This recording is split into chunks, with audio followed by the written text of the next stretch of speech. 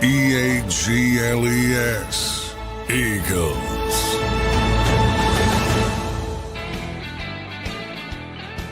Welcome in, everybody, to a Wednesday edition of Birds 365 here on JAKIB Sports. I'm your host, Zander Krause, joined by John McMullen, the number one Eagles beat reporter in town, here to prepare you for a Week 16 now edition of the NFL. Week 16, Eagles will take on the Commanders, coming off their 10th straight win versus the Steelers. Johnny Mac, how you doing on this Wednesday morning, brother? Doing well. Gearing up for the week. Chance to clinch the NFC East. Chance to clinch at least the number 2 seed. So big game in beautiful Northwest Stadium, I believe they're calling it these days. No longer FedEx Field. Northwest is a downgrade. I hate to break it to the Commanders fans. Well, I don't think anything's a downgrade if you can make people forget they're going to FedEx Field. Worst stadium in the NFL. That's true. By far, by a wide margin. All right, Johnny Mac, Wednesday of week of now going into the next week. It's time to start to turn that page. We'll talk to Mike Gill and Brandon Lee Gouton today. So we'll get their takeaways on the game. But as we look ahead, I'll start by saying I watched the Hard Knocks last night. And the reason this is relevant to today is the Hard Knocks, the in-season Hard Knocks is the AFC North, and it's covering all 4 of the teams. But they do it right after the week. So I got to see Mike Tomlin prepping for the Philadelphia Eagles, and then they showed some clips of the game and their response, that the Steelers sideline during the game and everything. And I think as an Eagle fan, I might be underestimating this team. I listened to Mike Tomlin, one of the best coaches in football, try and gear his team up for playing the Philadelphia Eagles. And just the small snippet they shared out of the meeting room is this team is dominant, physical, one of the best offenses in football, one of the best defenses in football. So you got to bring your A game and you got to try and out physical this team. And then during the game, John, they completely demoralized them in the second half. Russell Wilson, obviously a veteran player who's been around a long time, says, I have never been a part of a game where I got the ball in the second half twice. They were completely demoralized. And I think that shows you how good this team can be, or at least how high their ceiling really can be. If it all clicks, I don't know if the Eagles can be beat.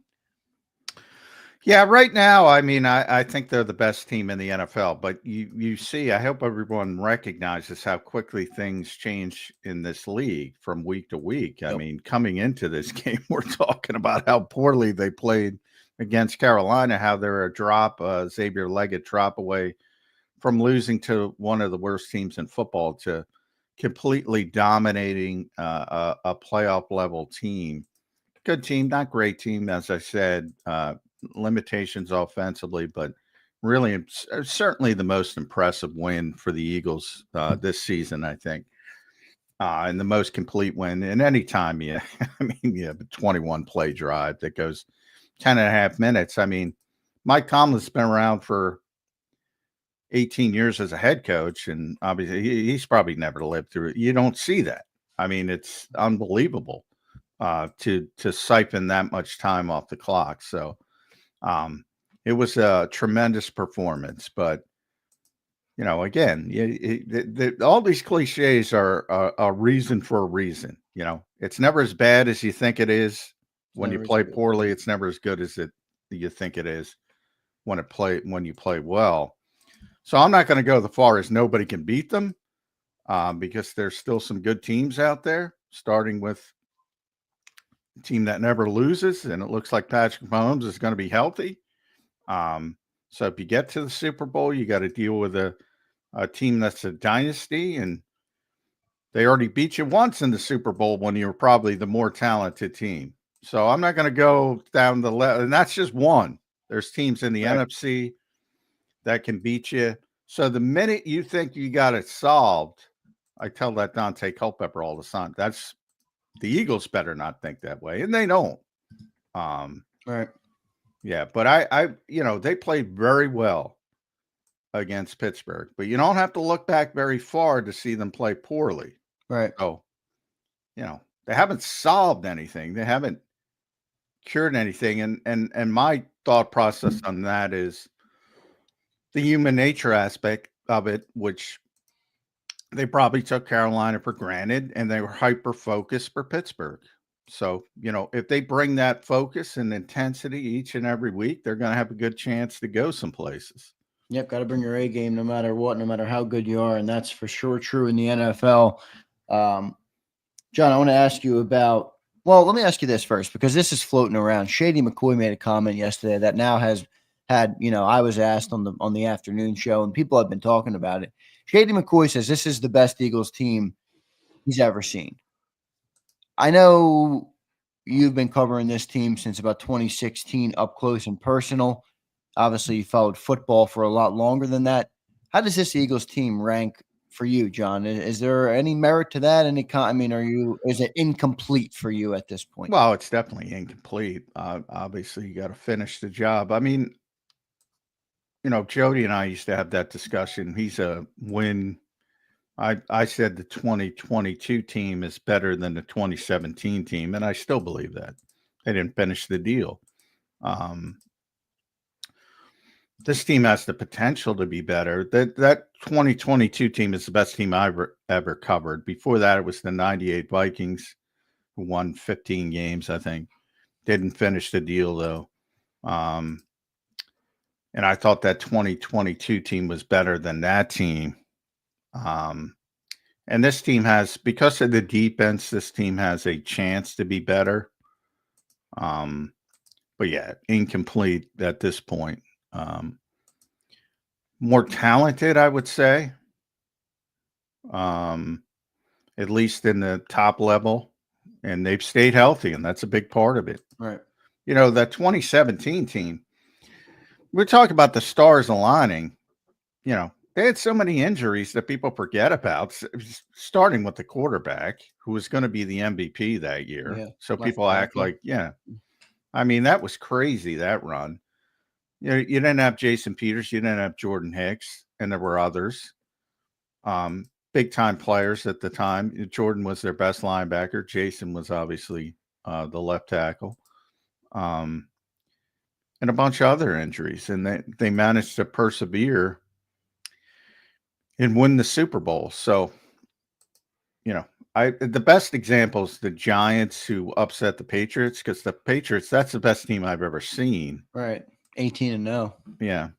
And they didn't win. So, for me, I'm a little bit different now. That, like I said, I think the 2022 team was better than the 2017 Super Bowl winners. Most Eagles fans aren't going to agree with that. And I get it, because one team won and the other team didn't. But I think from a talent perspective, it's pretty easy for me to admit that. But you're right. The 2017 team finished the deal. Yeah. So, depends on your grading scale. They have a chance, though, because of the defense. This defense is the best defense they've had since I've covered the team. And they were number 2 in 2022. They had a pretty good defense. But, yeah, they have a chance, definitely.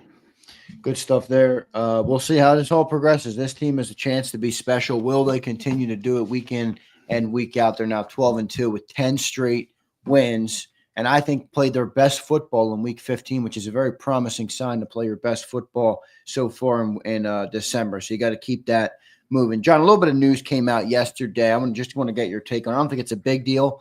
I think it's worth mentioning. I think I more view it as a positive than anything.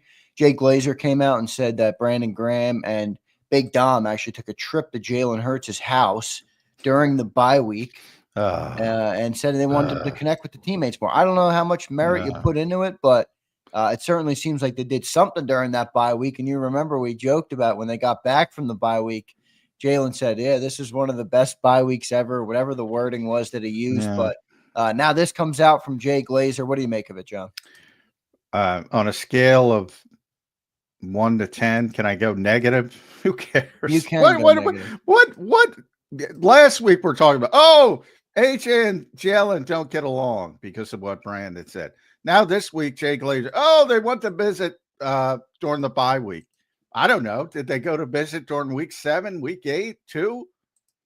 Boy, this shit's overrated. I wish people would stop talking about people's personal lives, to be honest, unless they bring it into the equation. Well, I think this could have became something that the Eagles wanted to get out there potentially after last week. Probably. Oh, no doubt about it. But Yeah. again, they're spinning a narrative, and that's why I put it negative, negative 50 on a scale of 1 to 10.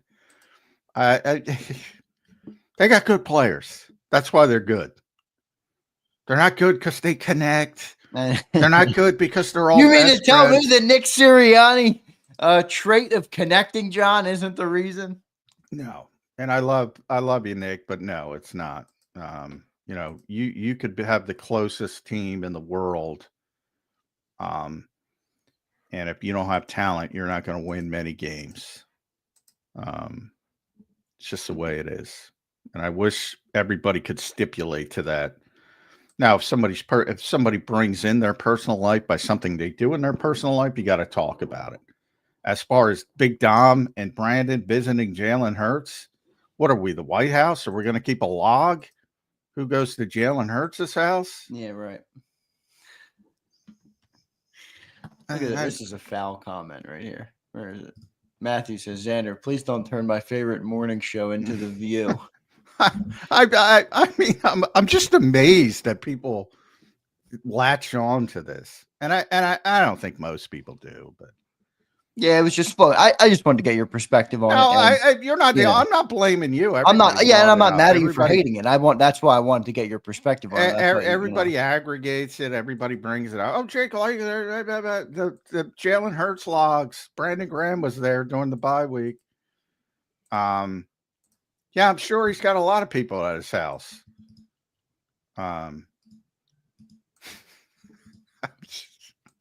Yeah. Anyway, but that's what sells. That's a good comment to view because that's what Jay's doing. He's doing a view. That's what TV is. TV's fluff, right? And that's what it is. It's not his fault, but I mean, are we going to go around the rest of the league and say who's going to Jared Goff's house in a time of desperation for the Detroit Lions? Did Sam Darnold have Justin Jefferson over for tea? I mean, what? Birds View 365. Birds View 365 here. John, did you catch it? At least did you catch? Well, I guess this is probably fluff in your opinion too. And I guess I wouldn't disagree. But did you see the unscripted of all the Georgia players? They're actually, I mean, from a meaningful perspective. Yeah, I did. Was cool, but those guys are starting to play better. That is not fluff. Well, the Georgia boys are coming along. They're all friends from college, obviously. But yeah, I did see, and I saw a real quick clip of it, and Nakobe got like a present that a C, and he didn't know what the hell it meant. Yeah, I saw that part of it. I still don't know what it meant. I don't know what it meant. I don't think they know what it meant either. They were all joking about it. Yeah, I mean, those guys have been friends, obviously dating back to before they even got here. And that's what I say about every NFL locker room. It's just like any other workplace. So you got, when you talk about the roster, practice squad, injured guys, you're talking about 75 guys at any one time. A lot of them get along. Some of them, there's cliques. There's it's like any other workplace. Not everybody's best friends. Some people are best friends. Dallas Goedert and Avonte Maddox, best example of that. Yeah, so it's like any other workplace. John, NFL Week 16. I don't know if you can believe that. That sounds crazy to me. I can't believe how quick this season is going by. Just 3 games left for this football team and 3 straight NFC East games for the Birds. That's the biggest advantage. Boy, when you talk about, by the way, the Eagles are also the AFC North champions. You mentioned that before. They are. They swept the AFC North, which is a good division. That's a good sweep. Now the NFC East, not a good division. And, if you rewind back to the start of the season, I think we all thought it would be a 2-horse race. It turned into a 2-horse race, just not the 2 horses we thought. Instead of the Eagles-Cowboys, it turned into Eagles-Commanders. And, Washington's a good team. Again, not a great team. I'll always take Vic Fangio against a young quarterback. You saw him the first time. Probably Jaden Daniels' worst game, or certainly his worst game since very early in the season. So while I say 2-horse race, it hasn't been much of a race. Clearly, the Eagles are going to win the division, just a matter of when. Clearly, they're the best team in the division, and that's a big advantage because, Detroit's got to play Minnesota. Minnesota's got to play Detroit and Green Bay. That's tough. And the Eagles are going to get a respite with Dallas, even though they're playing a little bit better with Cooper Rush. It's still Cooper Rush. And then the Giants, who are more concerned, I would think, with the number 1 overall pick and figuring out what they're going to do with their coaching and GM positions. Yeah, this game does have implications too for the Commanders. They're still fighting for that last. Oh yeah, they still have to make the playoffs. So. Yeah, I mean, I think they're going to make it, but if they lose out, they will obviously not make it, and so they're going to be fighting in this game for sure. Let's get to a couple of our super chats here. 3 straight NFC East games, guys. We got the Commanders, Cowboys, and then we'll close it out with the New York Football Giants.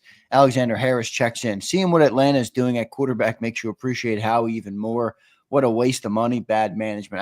I did want to talk to you about Kirk Cousins heading to the bench. Yeah, I like that Kevin Clark had Mike Silver on the show, and they finally talked about how many coaches in this league love Kirk Cousins. Yeah, because I've been telling Jody that for years, and he rolls his eyes at me. Everybody I go, you don't get it, man. These guys love him. These guys love him because he's an old school quarterback, play action. The interesting thing about Atlanta is they got a play action quarterback, maybe the play action quarterback.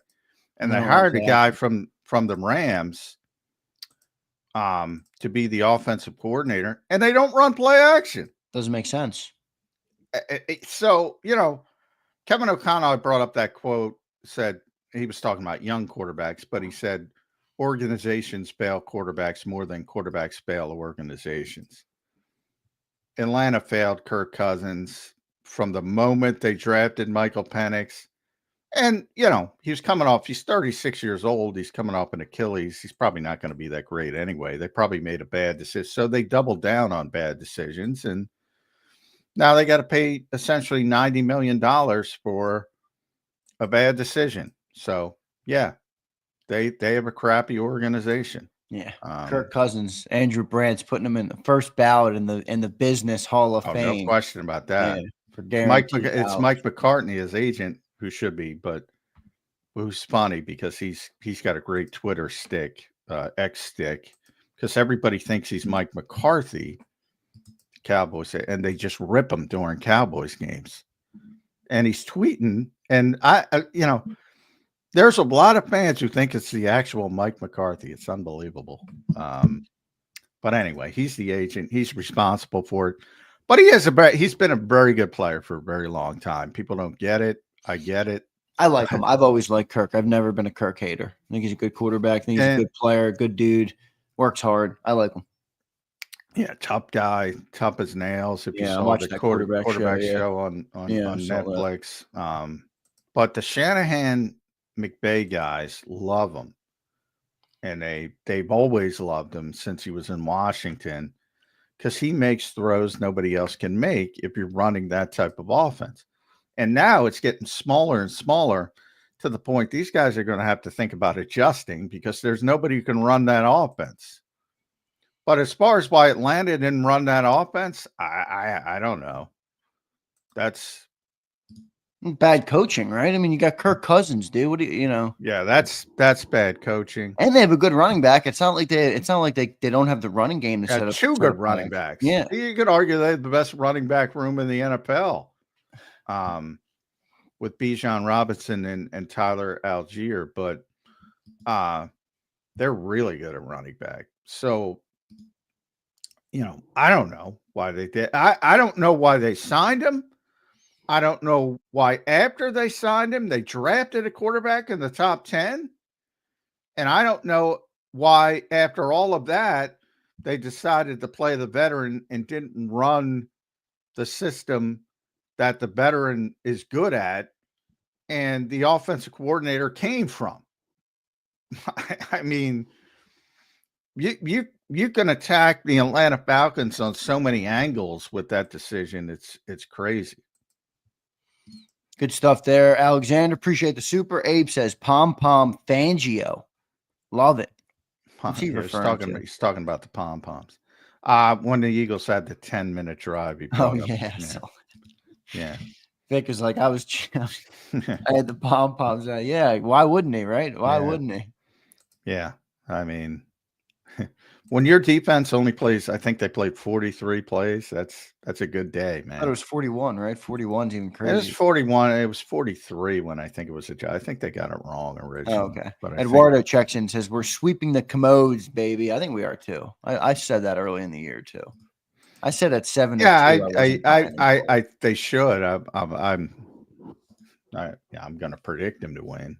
I'll take Vic against a young quarterback every time. Every time. And I love Jaden right now. If the season ended today, which it obviously doesn't, the Eagles would play the Commanders in the first round of the playoffs. I think that's the best matchup. And then you know what you're going to hear that week? It's tough to win 3 times against the same team. No, it's not. No, it's not. I don't buy that bullshit either. Yeah. No, it's not. Especially when you're better. No, it's not. It's probably easier because the other team knows it. Exactly. Yeah. Exactly. They'll get a little Herb Brooks miracle speech. If they played us 10 times, they might win 9, but not this game. Not tonight. All right, let's get to our commercial break. We got Mike Gill in the green room. Looking forward to talking to Mike Gill coming up next here on Birds 365. We'll have Brandon Lee Goutwin in hour number 2. So we got a good show planned for everybody. Our typical Wednesday guest that we'll talk to. Looking forward to doing that. Before I do get to the break, I want to tell you guys about the great people at BetUS. Check out the promo code on your screen. It's YouTube 150. Gives you 150% sign-up bonus on your very first deposit, and you get 125% on your second and third deposit, all up to $2,000. So deposit less and bet with more at BetUS. Go to betus.com.pa. That's betus.com.pa. We'll be back in 3 minutes with Mike Gill on Birds 365. Ignite your nights with free live entertainment daily, only at Live Casino and Hotel Philadelphia's Center Bar. 7 days a week, enjoy some of the region's top party bands, performers, and DJs as they take the stage in the heart of the casino action.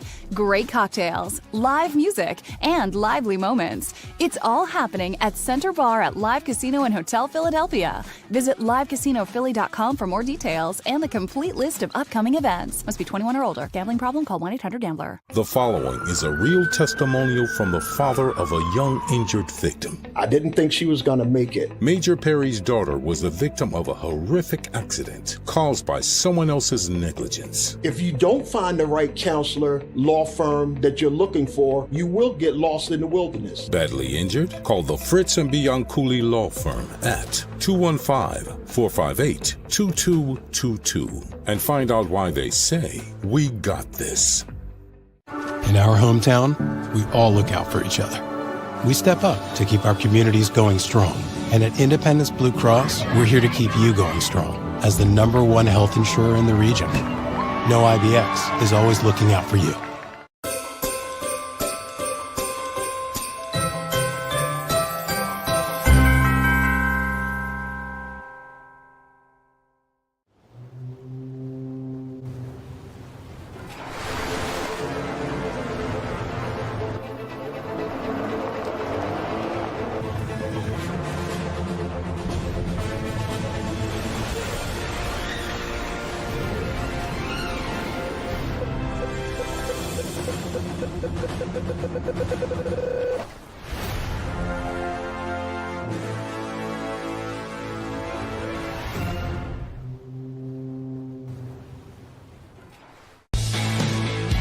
We noticed that there was mold creeping into our basement about a year and a half ago, and wanted to make sure that we were getting rid of the problem permanently.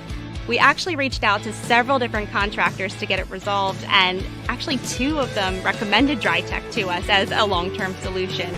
Other than the noise factor, we wouldn't even know that there was work being done on the basement level. It's really been a clean process for us.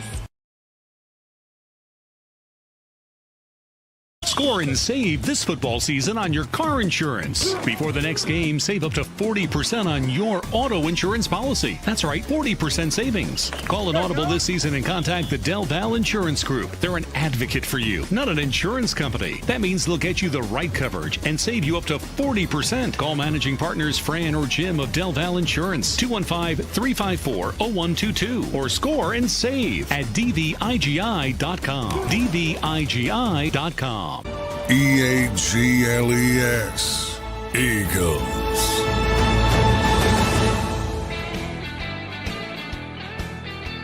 Welcome back in, everybody, to a Wednesday edition of Birds 365 here on JAKIB Sports. I'm your host, Zander Krause. That's John McMullen, the number 1 Eagles beat reporter in town. And we're joined now by Mike Gill from 97.3 ESPN. Mike, welcome to the show, man. How you doing on this Wednesday morning? Doing all right, fellas. We got the de facto NFC East championship game, kind of, not quite. I mean, Washington's gotta win. Well, if they win all 3 and you lose all 3, they win. Yeah. So I wouldn't. The Eagles are going to win the NFC East. It's just a matter of when. Yeah, you got to start somewhere, though. If you're Washington, That's true. And the Eagles can also clinch at least the number 2 seed if they win at Washington. But Mike, you see this up close each and every week, and last week it's, oh my God, what's going on? It barely beat the Carolina Panthers. This week it's like this team's unbeatable.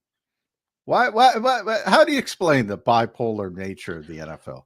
Well, I don't know if this is a genesis of our conversation yesterday, where I say to you, fans invest 4 hours on that Sunday to watch that game. And when they're watching it, the expectation is your very best in a victory. While in the same breath, they will acknowledge it's a week-to-week league. You can't have it both ways. You can't acknowledge that it's a week-to-week league while also wanting your best every week. Yeah, we all want to see everybody play their best, but you just can't. So there are weeks where these guys, while they are professionals, they are human. We all are professionals in whatever job you have. You're a professional at that job. You probably have days where you're not giving it your best, or that your mind is elsewhere. Not me, 1,000% every day.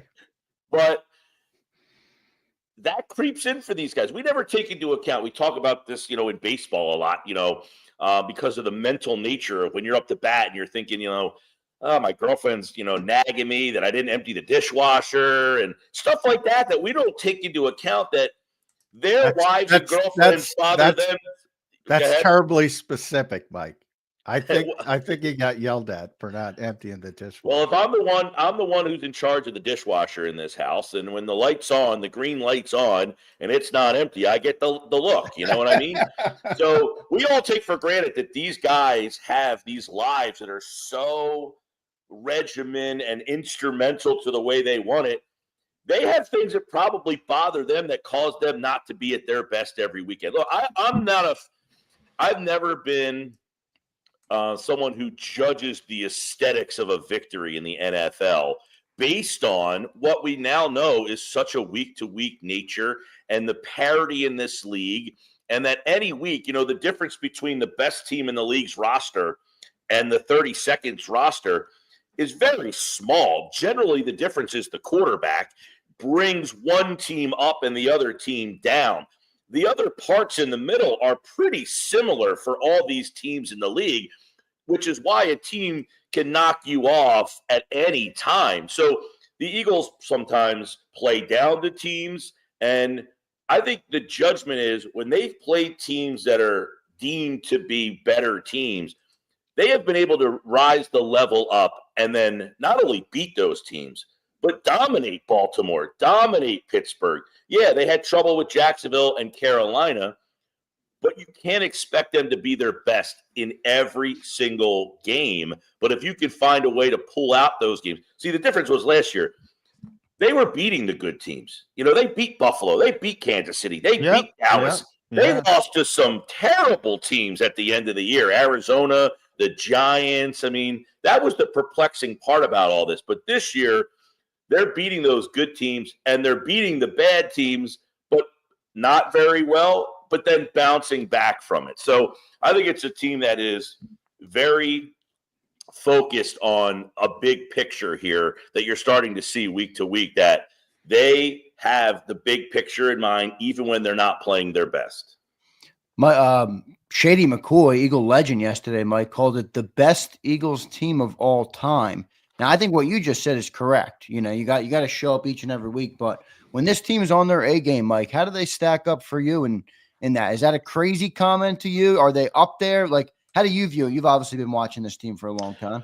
Well, we've started to bring the conversation in on my show about this defense versus John Gannon's defense that went to the Super Bowl 2 years ago. And I said the big difference on that team is they had a Hassan Reddick. This team does not have that level of pass rusher. The rest of the defense is comparable. Do you like TJ Edwards that year better, or Zach Bond? Do you like Kaiser White better than Nakobe Dean? Quinyon Mitchell? James Bradbury that year was a second-team all-pro level player. Cooper DeJean is probably better than Avonte Maddox. I think that version of Chauncey Gardner is probably better than this version of Chauncey Gardner. That team had Marcus Epps. I think Blankenship maybe a little bit better than what Epps was. That version of Slay probably better than this version of Slay. I think the big difference is Vic Fangio, the designer of this defense, has a better knack of when to dial something different up, when to do something, show a little something different. I think John Gannon's big problem was he stuck to his guns and wasn't really willing to get out of what he did, where Fangio will change it up. And has just a couple extra tweaks and little things that Gannon didn't have. So personnel-wise, I think they're pretty similar. I think Fangio puts them over the top. The team that won the Super Bowl in 2017, you got to imagine that this defense is probably better than that defense. Oh, yeah. They were good in the secondary. They had Malcolm. They weren't great in the secondary. This team is borderline great in the secondary right now. And then offensively, talent-wise, I don't know that there's a team that rivals this. I mean, even the TO team, I'm not sure that offensively, other than TO, that they had anywhere near Devontae Smith or Saquon Barkley on that roster. So offensively, talent-wise, might be the best team they've ever had. And defensively, going up against their Super Bowl appearances, man, it's tough. You might be right that this talent-wise might be the best 53 they have. Offensively, you're right. The parts are better than they've ever been. Ray Diddy will go back to 1949 and 1950, yeah, but I'm not going to do that. There, John. I'm not going to. My hair's getting gray. Yeah. Somebody commented I had too much gray in my beard last week. Someone texted me. But I'm not on the 49 team. Not the 60 teams. I agree. The 80 team. I'm just talking about the modern NFL, and this team's in the conversation to be the best Eagles team. But offensively, I think what you said is right. The parts are better than they've ever been. The sum, however, is not. It's not even close to being the best of recent years. Now, they improved against Pittsburgh, although, you can go the other direction, the passing game up, the running game down, running game up, passing game down. The sum of those parts has not been what people expected. Definitely not. I remember having the conversation back in August and saying, look, there's no reason. And I don't want to say 30 points a game because that's a tough number to average, but like 29.8 points a game was kind of a number for me that like this team, there's, when you see them play the way they did against Pittsburgh, that's where you're like, well, what do you do? How do you stop them? they could have run the ball more against Pittsburgh and probably have more yards if they chose to. And Pittsburgh's the best rush defense in the league. So what are teams that aren't as good as Pittsburgh going to do? They ran the ball, 42 times in the game? I think we fail to kind of recognize they ran the ball 42 times in the game. They threw it 32. So they did run the ball more. Now, some of those are Hurts's runs, but still, they probably could have been even more effective in the run game if they chose to. That's just where you're dangerous, where you say if they chose to. In other words, they could do whatever they want if they want to. That's where you thought this offense could be, because the defensive coordinator would be having cold sweats at night trying to figure out, well, what am I going to do with A.J. Brown? What am I going to do with Devontae Smith? Wait a second. They still have Saquon Barkley you got to account for, and then there's Hurts. That's what the thought was early in August. And as the season went on, you're thinking, yeah, they're winning, and it's fun, and they got this running game, and Philly fans love to run the ball. But you got two guys that are being left out here, and hopefully this continues to evolve over these next 3 weeks to where now you get to the playoffs and teams are saying, they haven't done this all season. They're just starting to do this now. We got to figure it out. And that would be optimal. In the words of Gabe Kapler, sorry to throw a Gabe Kaplerism on a optimal. Wednesday. I like it. Yes. Yeah, I mean, I would try to stop the run. I want to see somebody. Maybe you're never going to see it. And I don't know, because yet you need good corners. And I'm thinking about, and that's why I look at Green Bay. To me, the most dangerous team now that Detroit is decimated by injury. Detroit would have been clearly the best team the Eagles would have had to gone through. But I no longer think that's the case because of injury. Green Bay has shifted to me being the most difficult. Because they can win a shootout, number one, so they can give up some points, but they have a very good defense.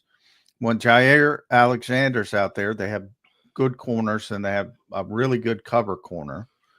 And to me, if I'm playing defense against the Eagles, I'm loading the box to stop Saquon as much as possible, keep him to that 80 to 100 range, and forcing them to throw the football. I'm not saying they can't do it. I'm not saying that's easy.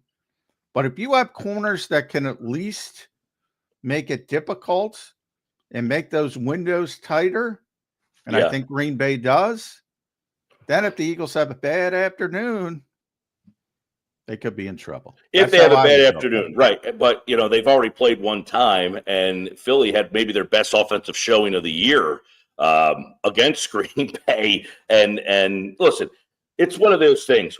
If it's all working and their offense, their passing game is going the way that it went on Sunday, where it's quick, decisive, get the ball out, let AJ, Devontae catch, get yak yards after, then the question becomes, do you want a death by 1,000 cuts and just let Barkley kind of plod his way up the field until he busts one open on you? Or do you want to give up the big play? Yeah, you might tackle AJ for 7. You might tackle him for 9. But he's going to bust out of a tackle as well. So it's pick your poison. Same with Devontae. Devontae is a pretty physical receiver that guy is so tiny.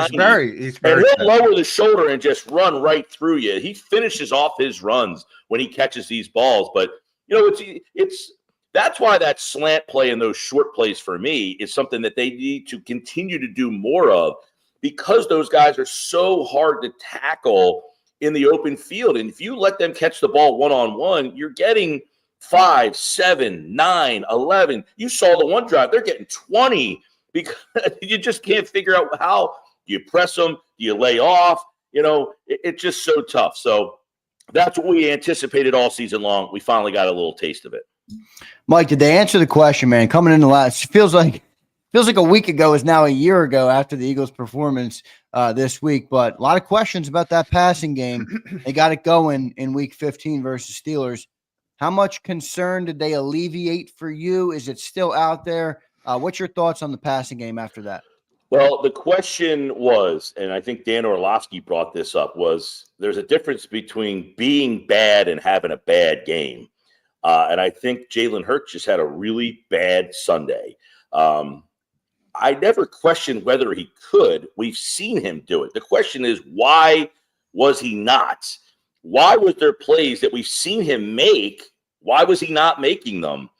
Is it just, hey, I just had a bad weekend. I had a bad Sunday. I mean, look, there have been other games where he's missed throws, not as consistently as he did that 1 week. So the passing game for 1 week, yeah, it looked fluid. It looked great.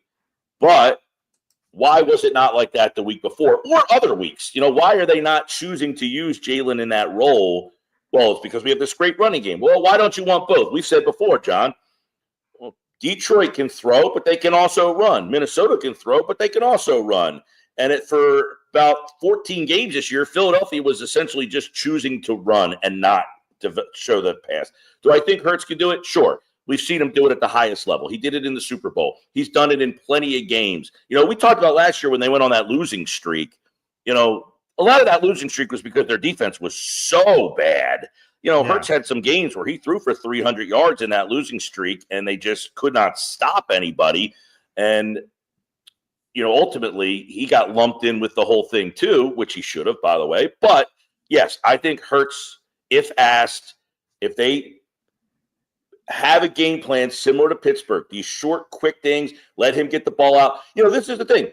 Let your other guys make the plays. Hurts doesn't need to be the guy that makes the perfect throw. Just throw it to those guys and let them make the plays. And I think that's where this offense works the best. So can they do it? Absolutely. And they're going to have to. There's going to be a game when you get to the playoffs, and if you're the number 2 seed and you have to win 4 games, one of those games is going to have to be a game where you throw for 300 yards to win that game. And he might need a kick. Typically, that would not be an issue with the Philadelphia Eagles this year. Now, Jake Elliott got a couple field goal tries against Pittsburgh, under 50 yards.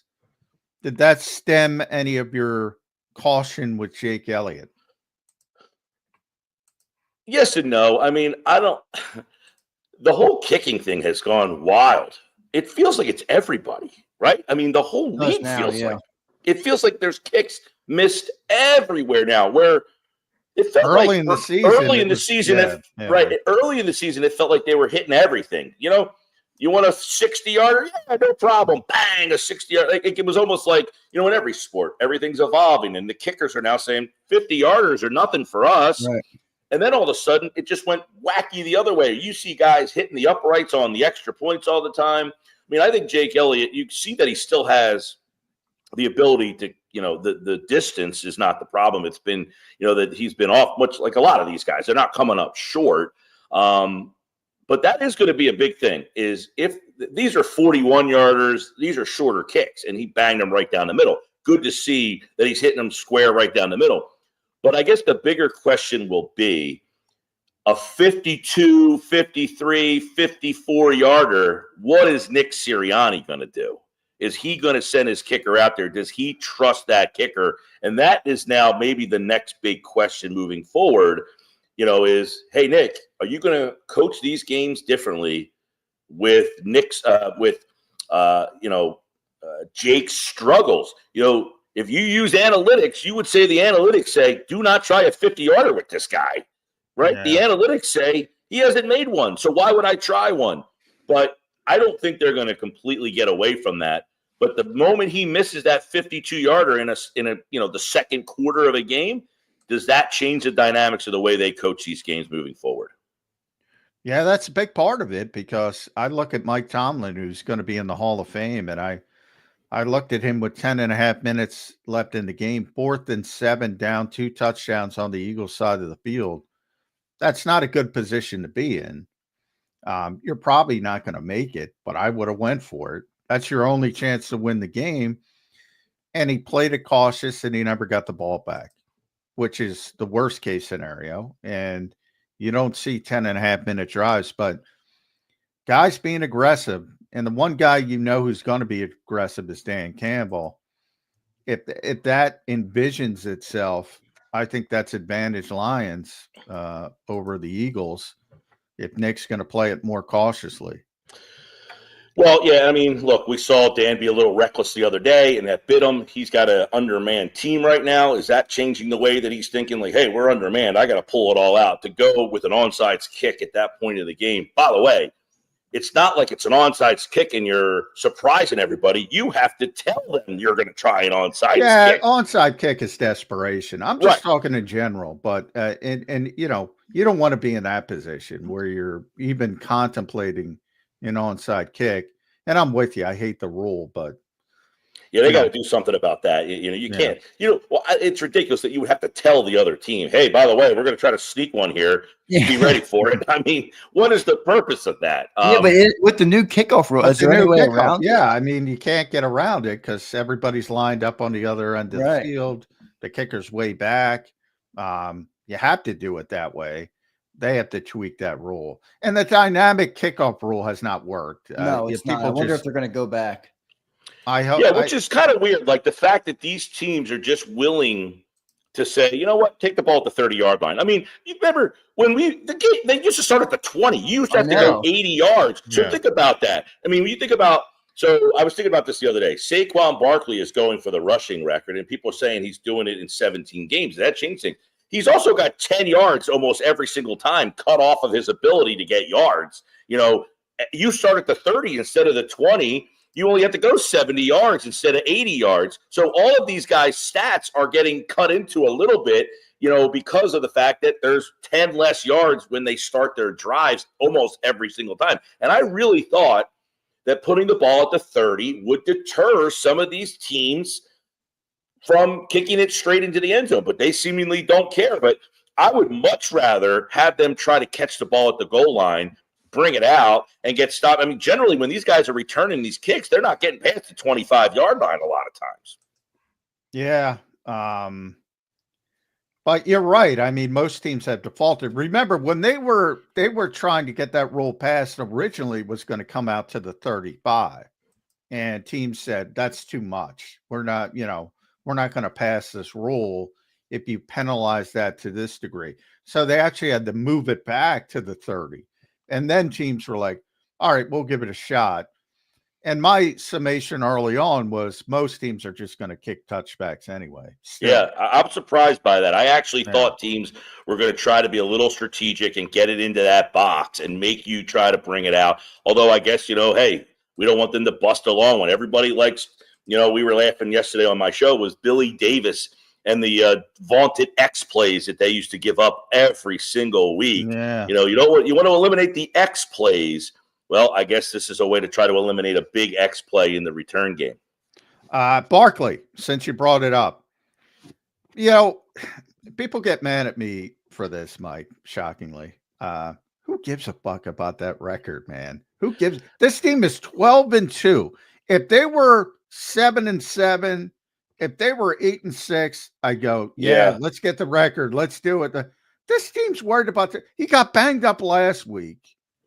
Well, I will say, listen, I am on your side here. I don't care whether the guy has the record or not. It's not doing anything to change my life, obviously. Nothing is. If they win the Super Bowl, my bills are still coming in, and they have to be paid. That for the one day of jubilation you get, you know, for this. Think about that. You start this journey back in August. There's that one night of euphoria, and then you go back to living your life.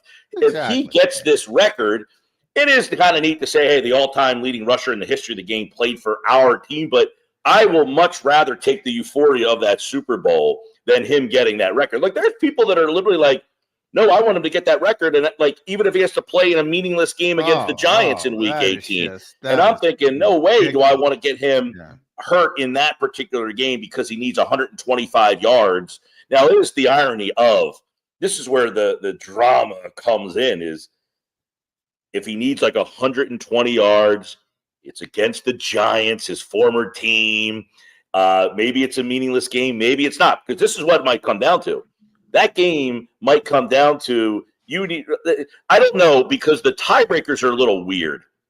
I think the Vikings might end up with a strength of victory tiebreaker over you. Yeah, they will, because they're playing. If they win out, they're playing Green Bay and Detroit, who have excellent records. So what are the chances in your mind?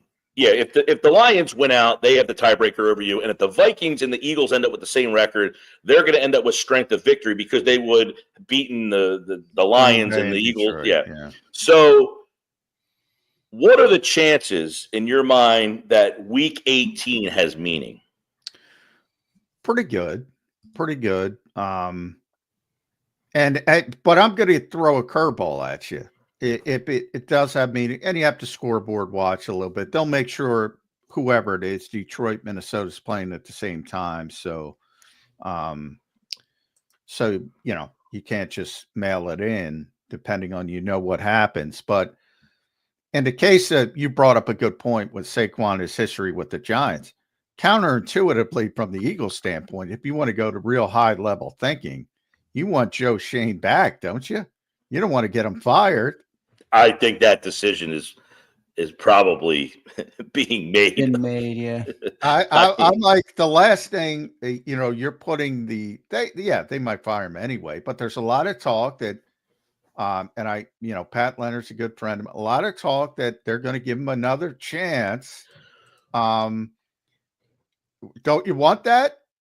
And if they're saying we're going to give this guy another chance, but then Saquon breaks the record against the Giants, I'm just saying it's another thing to throw into the interesting mix. Well, it's all encompassing, I guess. It's do you want this story of the whole Mara on the Hard Knocks just is epic stuff. Yeah, nobody's gonna want to go on that show ever again. Like Joe Shane, I think he handled it poorly, but probably made the right decision. Mike McGarry is on my show a couple times a week, and he's the Atlantic City Press columnist who covers all the sports. But, he grew up a Giants fan, and he always suggests they made the right decision. What's the Giants' record with Saquon Barkley on it right now? He's like, they probably win the same amount of games. They can't block. They can't throw. They're terrible. So they made the right decision in letting They're a little bit better. A little bit. Yeah, sure. There's a little bit more. Like right now, when you play them, now the quarterback situation's a total disaster with Boyle and DeVito. I mean, come on, that's not an NFL caliber player. But when you play them, okay, where's Neighbors? Okay, we got him in check. There's nobody else you have to worry about on that team. If you had Barkley there, okay, now we worry about Barkley. We can double Neighbors. They don't have anything else. So they made the right decision. They just, the way it was shown made them look so bad. Yeah. Oh, 100%. I've talked about it from day one. Sure. For them, they made the right decision. But that's a tough one to get by the optics, though, man. Ooh, yes, it the optics is, are horrible. Optics mean more. Optically, it might go down as the worst decision ever made by a team for the optics of it. Not the decision, the optics of it. Now, quite frankly, it's the only optics we have. We never get to see these behind the scenes of how these decisions go down. But that one there, it's good. If that show ever goes on again, no one will top that moment. At Mike Gill Show, make sure you follow Mike on the X platform. At Mike Gill Show as well. Subscribe to his YouTube channel, 97.3 ESPN South Jersey. Every day, drive time 2 to 6. You can listen to him there. Does a tremendous job for local listeners. We have a lot of non-local listeners as well, but you can check out Mike on his YouTube channel, as I said. All right, alert, last one for me. We're going to the view portion of the show. Mike, Jay Glazer said that Brandon Graham and Big Tom went to visit Jalen Hurts on the bye week to get him to connect more with the team. Is that the key to it all? Boy, everybody is so obsessed. A week prior, the world was burning because Brandon said AJ and Jalen no longer get along. Now we got Jay Glazer saying Brandon went over for tea to get Jalen to connect more with his teammates. Why do people put so much substance? My question would be, why is Jay Glazer talking about this in week 16 of the season? Because Zander pointed out, probably he was gifted the information to spin it in a positive fashion after the week the Eagles went through. would be my guess. Yeah, I mean, this came out, I guess, later yesterday. We talked about it in the 5 o'clock hour on my show. We played a little bit of the audio from Jay. It was kind of hard to hear the audio, but I mean, basically, yeah, Big Dom. I can see this whole situation. Big Dom knocks on Brandon's door. Get in. Where we go? We're taking a ride. Get in. Don't ask questions. You know, he packs him in the car. We're at Jalen's house. What are we doing here, Dom? Don't ask questions. Just knock on the door. Do as I tell you. I mean, this whole visual is just epic right now, right? I don't know what to make of. You know, Brandon Graham's such an interesting character in all of this, how this is playing out. Is he the guy that helped it early to get him 10 straight and then almost ripped it apart? And I mean, this could be like the Hallmark movie. It's a Hallmark Christmas. Yeah. The Eagles, how the Eagles season was saved. Forget the garbage picking field goal kicker with Tony Danza. We need the Big Dom. I know they tried the Big Dom story, but they want to make the movie. Did the Eagles squash that thing? No, Dom did. Big Dom didn't want to be in it. Yeah, Dom's an interesting cat because he obviously he enjoys the attention at some level. Is there another guy in his role around the league that has as much or even close to notoriety? No way. No. I don't even Does know every team. I don't even know if other teams have a Big Dom, do they? Yeah, I was going to ask, do other teams even have a Big Dom? Every team has a security guy, but not to the level of Dom.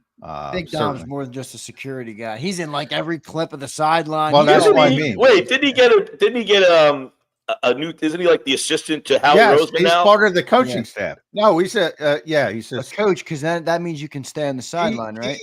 He got the assistant job to Howie Roseman a couple years ago. He's the assistant GM now. He's not quite. He's a special advisor. Next thing you know, he's the guy in charge of the transfer portal, and he's talking to those guys and getting inside information. He is officially part of the coaching staff for what went on last year. So that's how the Eagles skated through him being on the sidelines.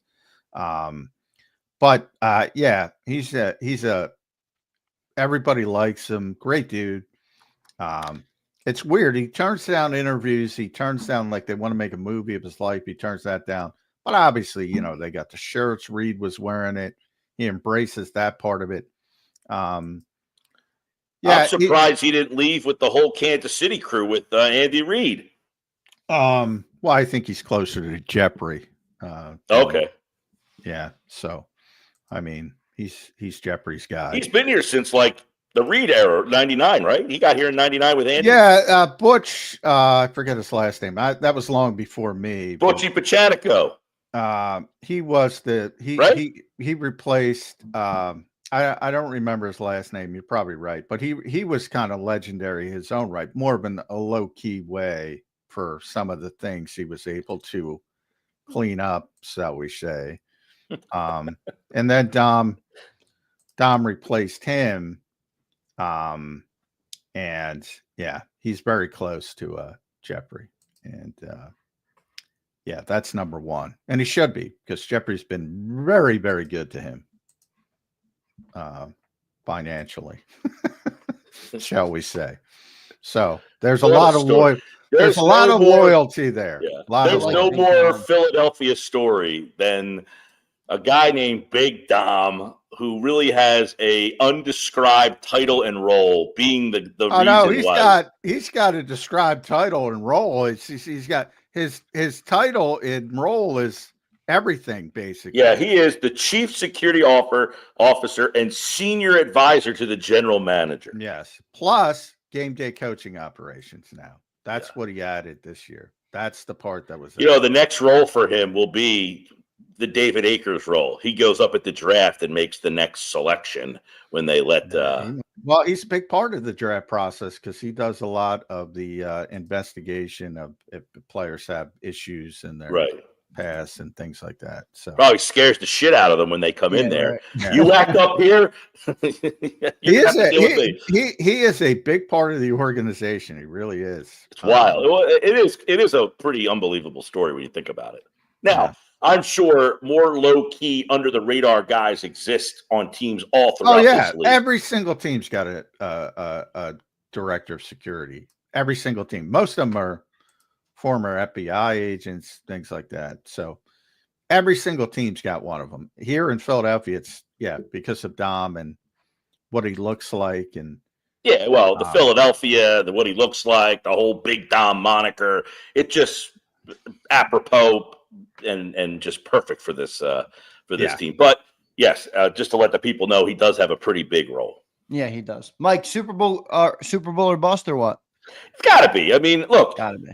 I think there was trepidation at the beginning of the year based on what happened last year, not based on the talent on the roster. I think those questions have been answered. I bring up, Sirianni's 46-19. He's got the top 10 winning percentage in the history of football, and yet some people have questions. I got this group of Sirianni haters that listen to my show. They text in all the time. You can't talk about his record without bringing up what happened last year. And I said, that's been addressed. They fired the offensive coordinator. They fired the defensive coordinator. They addressed what they thought the problem was. They went out and said, our defense was so bad, we need to draft not one, but two secondary players. They did address the problem that he had last year. And look, I think Nick is an interesting figure in all of this because when he was hired, nobody knew who he was. So the preconceived notion was, I don't like this guy. So it's hard to win people over when the initial reaction is, I don't like you. And he won people over a little bit because of his actions. But then when the team started losing, it was those same actions that made you turn back on him again. So he's really got no chance to win people over because he wasn't the guy you wanted. And it's hard for people to admit that they were wrong. They always want to be right. So it's just like Nick's just in different character. But I really think that Nick has done a really good job in behind the scenes and doing what he does. What does this guy do? He sits these guys in a room and says, I was watching the New York Stock Exchange last night. Did you guys watch that yet?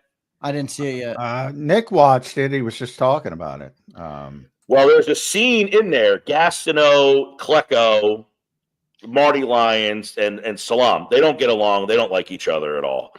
And Gastineau, who's just a buffoon to deal with, by the way. I mean, he just seems like a complete jackass. So Klecko and Lyons, they don't like him. The coach at the time is Walt Coleman. Walt Coleman, yeah. He sits the four of them down and he says, I don't care if you're friends. I don't care if you get along. But if you don't play together on Sunday, I'll cut your ass, I'll cut your ass, I'll cut your ass, I'll cut your ass. Now get out of my office. I mean, this is the role of the head coach, and I think we don't envision it like that anymore. But I think Nick, did a job behind the scenes of getting these guys, hey, we need to get on the same page here. And you saw that. It's tough Nick sledding. Easily put out every fire this year. He does deserve it. It is tough sledding for the Nick Sirianni haters right now. But I will say, people are so fixated. And John, I know you love the Sean McVay-ites that are all over the league, and everybody wants to get their hands on anybody who shook hands with him. They met him at Wawa, and now he's on the coaching staff. I think I'm at a point. I don't want my head coach being inundated on what play am I calling on second down and 7 on my own 27-yard line for 10 years, Mike. Right. Bill. I don't need my coach to call the freaking plays. Let some other guy handle that. What I want my coach to do is focus on game day management and managing my 53. Second down and 7 on my own 27, I don't need him to be worried about what stupid play call I'm coming up with. Let a guy who that's his only job handle that job. And that's when you become a great head coach. It's where I say, this week we have a problem in the locker room. That's my role. Kellen, game plan's yours. Have a great time this week. I'll talk to you on Sunday. Yep. And that's where this team, I think last year he got way too involved with it because he didn't trust the guys he had there. And he had to get involved because he didn't trust those guys. I think he's gotten to a point after that bye week where, you're feeling it out. You're feeling it out. Okay, I think I trust this guy. I'm getting out of the way. I'm going to do my thing. We played 4 games. We had this bye week. Let him go. And I think it's really been something that Nick has done a good job of is getting out of the way, and having that leadership role.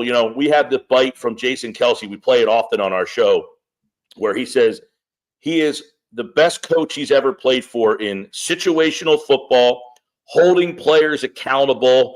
And there was a third one that I can't remember right now. But those two there, situational football and holding players accountable, he said, I've never played for a better coach than Nick Sirianni. That's coming from Jason Kelsey, who played for Andy Reid for, Right. Situational football and holding players accountable is two of the biggest things you can, put out there. And, I think that's where Nick doesn't get enough credit because we all view him as the guy who doesn't call the plays, as opposed to the guy who keeps order. Mike, you've talked to me enough over the years, and we're keeping you late. I apologize.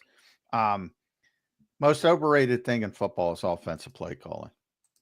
Not that it's not important, but for the emphasis people put on it, it's the most overrated thing in football. You can't overcome a bad left guard who's given up interior pressure right away with a play call. I will say on that note, John, the biggest difference right now in why you should believe in Minnesota, in years past, their offensive line was a disaster. Good play call, good skill players, Dalvin Cook and Justin Jefferson. They always had great skill players, but their line was a mess. Their line is not great, but it's not a sieve, and that's why I think I believe in them now way more than I believe in them before. So going back to play call and offensive talent meant nothing for the Minnesota Vikings over the last couple of years with Jefferson and Cook and Cousins and that crew. But now that they have a decent, it's not a great offensive line, but it is much better. Yeah, and I think that's one of the uphill battles you guys are fighting with the coaches. Like Andy Reid won the last 2 Super Bowls. He's a play calling head coach. He went up against Shanahan in the Super Bowl. He's a play calling head coach. McVay won the Super Bowl a couple years ago. He's a play calling. So I think I agree with you guys, but I will say that's probably the thing there are certainly exceptions to guys who can do it. I will say, what was Andy's biggest bugaboo? Managing the clock, all that stuff. He won a Super Bowl to what? His 21st or 22nd season. I mean, we just saw a guy, Mike Tomlin's going to Hall of Fame, has won a Super Bowl. Nobody asked what Mike Tomlin does.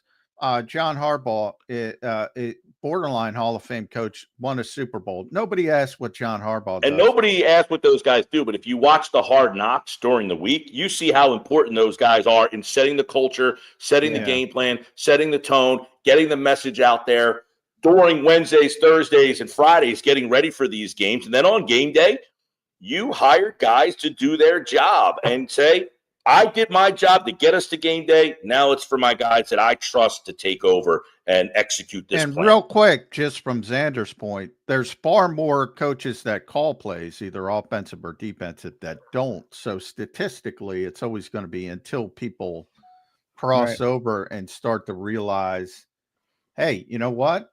This is a bigger job than getting bogged down to Mike's point. You get bogged down and because you're bogged down and thinking about third down on 2nd and 10, you're more apt to make mistakes while managing your game. And that's been the problem with Kyle Shanahan. I love Kyle Shanahan, but he's not a great game day coach. No, he's a great play schemer, great play designer, great play caller, but he gets bogged down and he makes mistakes on game day because he's obsessed with that. True. Mike Gill, thanks for joining today, brother. We appreciate you hanging on for a little extra time for us. We'll talk to you again next week. All right, man. All right. Next week is Christmas Day. We're not doing a show next week. It'll be a couple weeks. So Merry Christmas. Yeah. Merry Christmas to you, It doesn't seem like it, but Merry Christmas, happy holidays to Mike Gill. Thanks, buddy. All right, guys. See you. See you. Good stuff from Mike Gill there on Birds 365. A little good correction there on Christmas, though. Christmas next week. You don't think about it when you're bogged down. You don't think about it. You do. You don't think about it. It's busy. You said it nicely the other day. Christmas season is my favorite holiday, but it is a busy time of the year. If you're covering football, which we do, and we have the privilege of doing, so we appreciate everybody watching today. Don't forget to hit that like button. We've been crushing it on the like button. Don't forget to subscribe to the channel if you're not already. About 40% of our viewers watch but do not subscribe. So hit that subscribe button if you're not already. We broke through 50,000 subscribers just 2 days ago on Monday. So big thanks to you guys for your subscriptions. We gave away a Jalen Hurts jersey, which I sent out to my man Rock Steady. Nice Jalen Hurts jersey on Monday. And then yesterday, we gave away, John, we gave away to Jason 18. Here's our winner right here from yesterday's giveaway. I gave away this hoodie in honor of Cilio being the Grinch during the Eagles' 10-game win streak. And you can see here is the hoodie that Jason 18 won, and it's an Eagles Grinch, and I'll be sending that out to Jason 18 today. So big shout out to Jason 18. Thanks, brother. We appreciate your support of the channel. He checks in and says, thank you, JAKIB family, for hooking me up. It's been an awesome year with you guys, so hoping we all celebrate a Super Bowl this coming year. Do you think the Eagles keep all 5 Bulldogs on second contracts?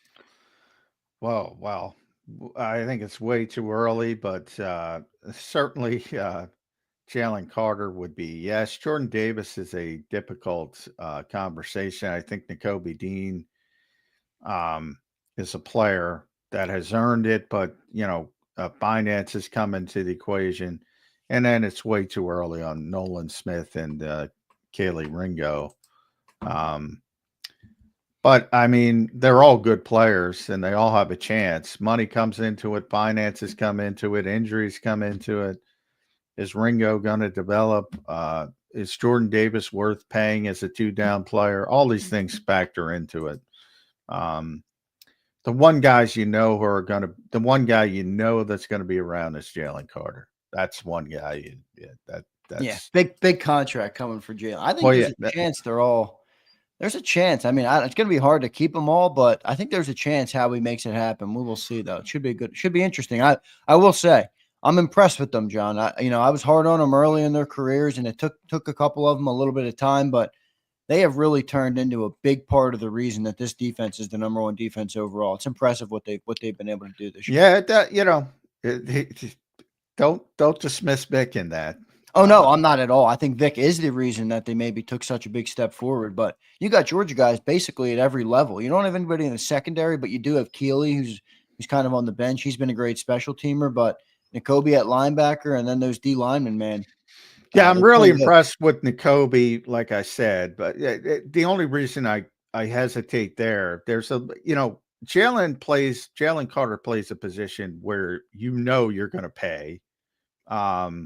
You want to pay that position, and he's going to be one of the best players in the NFL, best defensive players in the NFL, as long as he keeps trending positively. Everything else, there's a but. And Nakobe, the but is nothing performance-wise this year. He's earned it, but the Eagles are the Eagles when it comes to linebacker. And do they want to pay the going rate at linebacker? I don't know. Maybe, but I don't know. So there's a slight but. Nolan Smith has played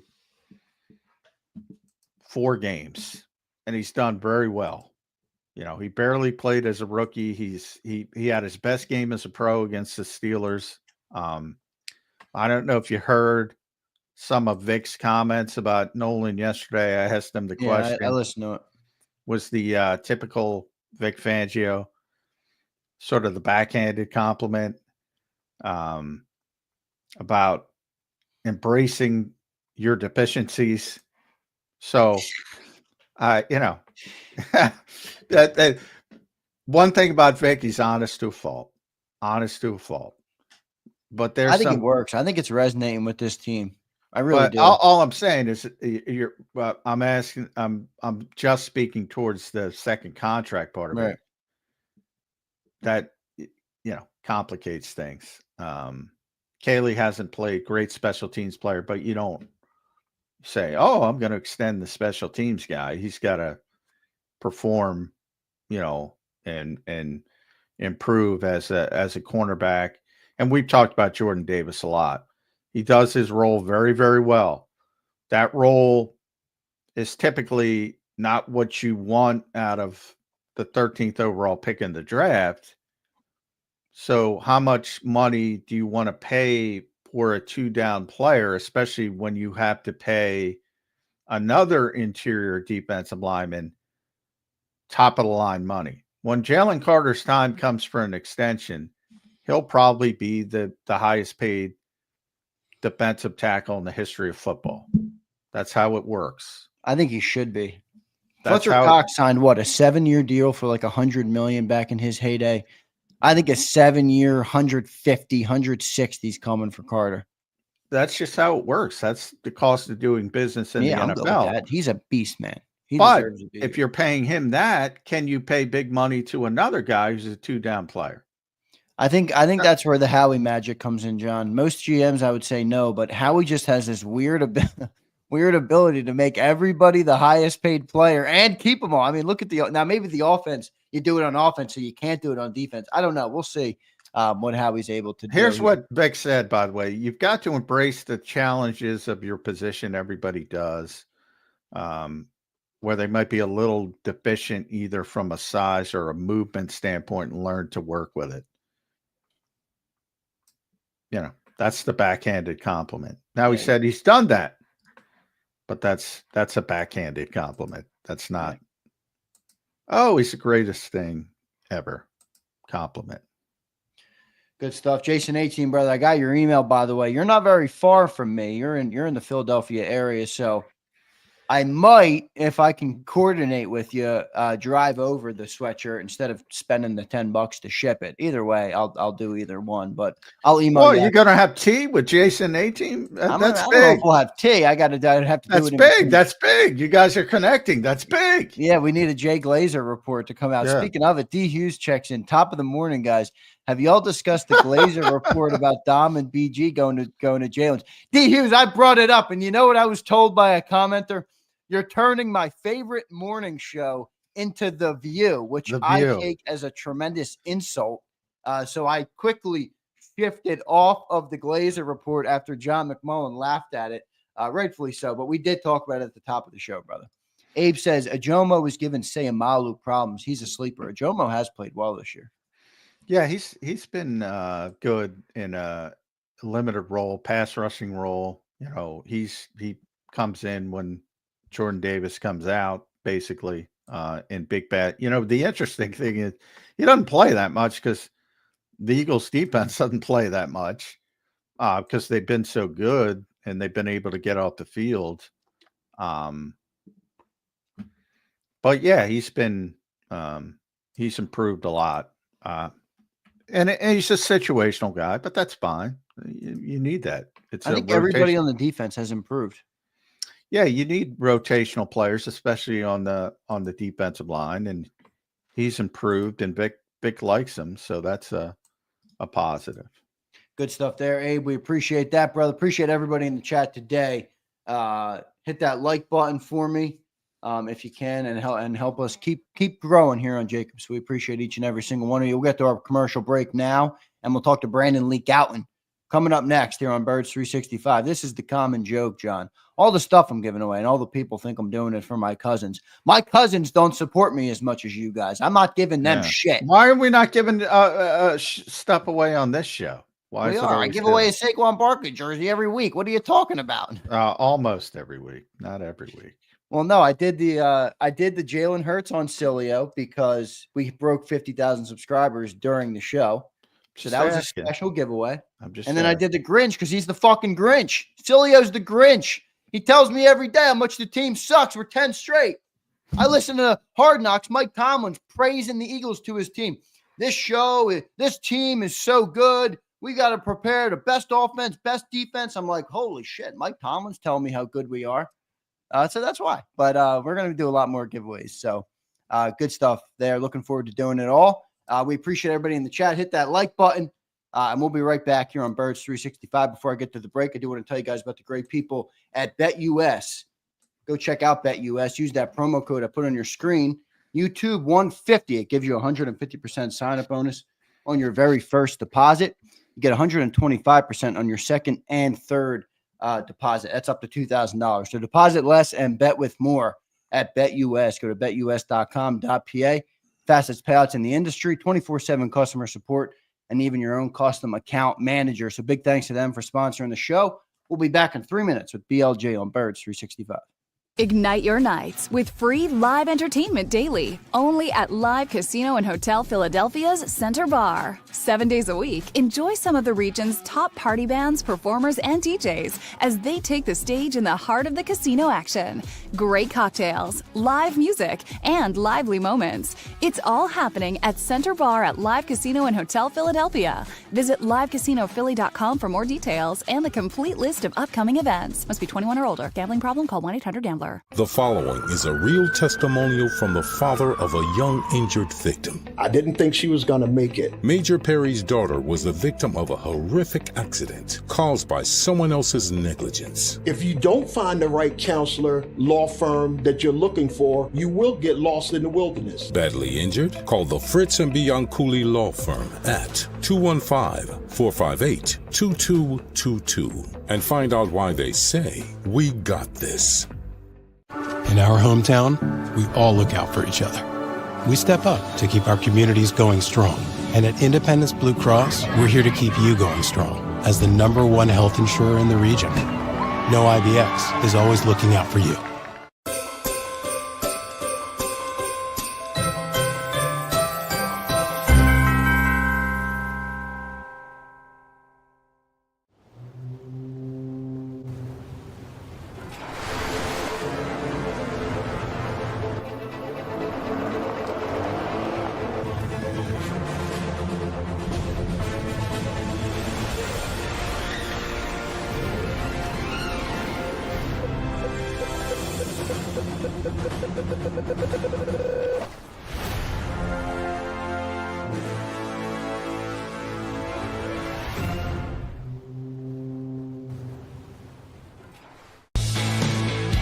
We noticed that there was mold creeping into our basement about a year and a half ago, and wanted to make sure that we were getting rid of the problem permanently. We actually reached out to several different contractors to get it resolved, and actually 2 of them recommended DryTech to us as a long-term solution. Other than the noise factor, we wouldn't even know that there was work being done on the basement level. It's really been a clean process for us. Score and save this football season on your car insurance. Before the next game, save up to 40% on your auto insurance policy. That's right, 40% savings. Call an audible this season and contact the Del Val Insurance Group. They're an advocate for you, not an insurance company. That means they'll get you the right coverage and save you up to 40%. Call managing partners Fran or Jim of Del Val Insurance, 215-354-0122, or score and save at dvigi.com. dvigi.com. EAGLES, Eagles.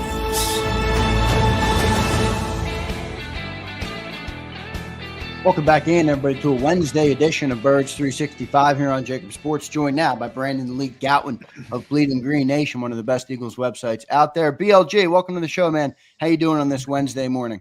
Doing good, guys. Happy holidays, BLG. Jay Glazer. People are going to visit Jalen Hurts during the bye week. Does this make you more comfortable in the holiday season that Jalen Hurts is inviting people over for tea, or maybe Big Dom showed up? But why do people make a big deal out of this? A week after, the sky is falling because AJ and Jalen don't get along. Now Jalen's reaching out to everybody. And why do people, the Eagles are good because they have good players. Mm-hmm. Why is it always about personal relationships, which, as we all know, some guys get along, some guys don't. Can they play together? Agree or disagree with that?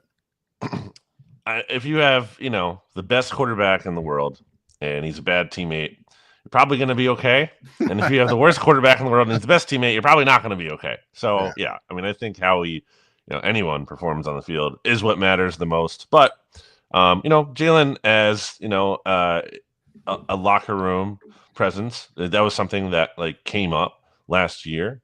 That was a topic. And BGN, actually, we had some reporting on this from Joe Santoliquito back in the offseason about how Jalen had been more accessible to, some of his teammates. And there were some encouraging signs on that front. So it was a little interesting to me that, I guess it had to be reinforced, maybe, at least according to Jay Glazer's reporting here. But that is something I think that Jalen did actually try to, work on, or we had, seen some signs, at least, from us behind the scenes there.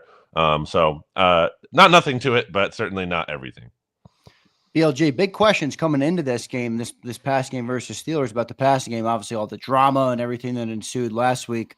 Well, they answered the call and they came back and passed the ball well versus Steelers. How much did they alleviate your concerns in Week 15? Yeah, I don't think it was a matter. So I think the messaging from the Eagles, like Jalen Hurts and whoever, is like, you guys said we couldn't do it. I don't think that was the case. I think it was that it wasn't happening. And that was, the question. That was the frustration. It's like, okay, you can do it. We need to see you do it. I don't buy into Nick Sirianni's messaging. And I think he kind of has to say some things, that aren't always necessarily true. But the frustration with the passing game wasn't about just like low volume.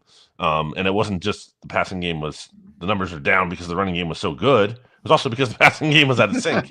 And that was self-admitted by the players. Including A.J. Brown and certainly Devontae Smith after the Panthers win there. So, look, I think a big part of it is just they executed better. They played better. Jalen Hurts was more decisive. I don't think it's just about, they came up with this, amazing schematic revelation to beat the Steelers. It's just like, no, they took what was there and they executed.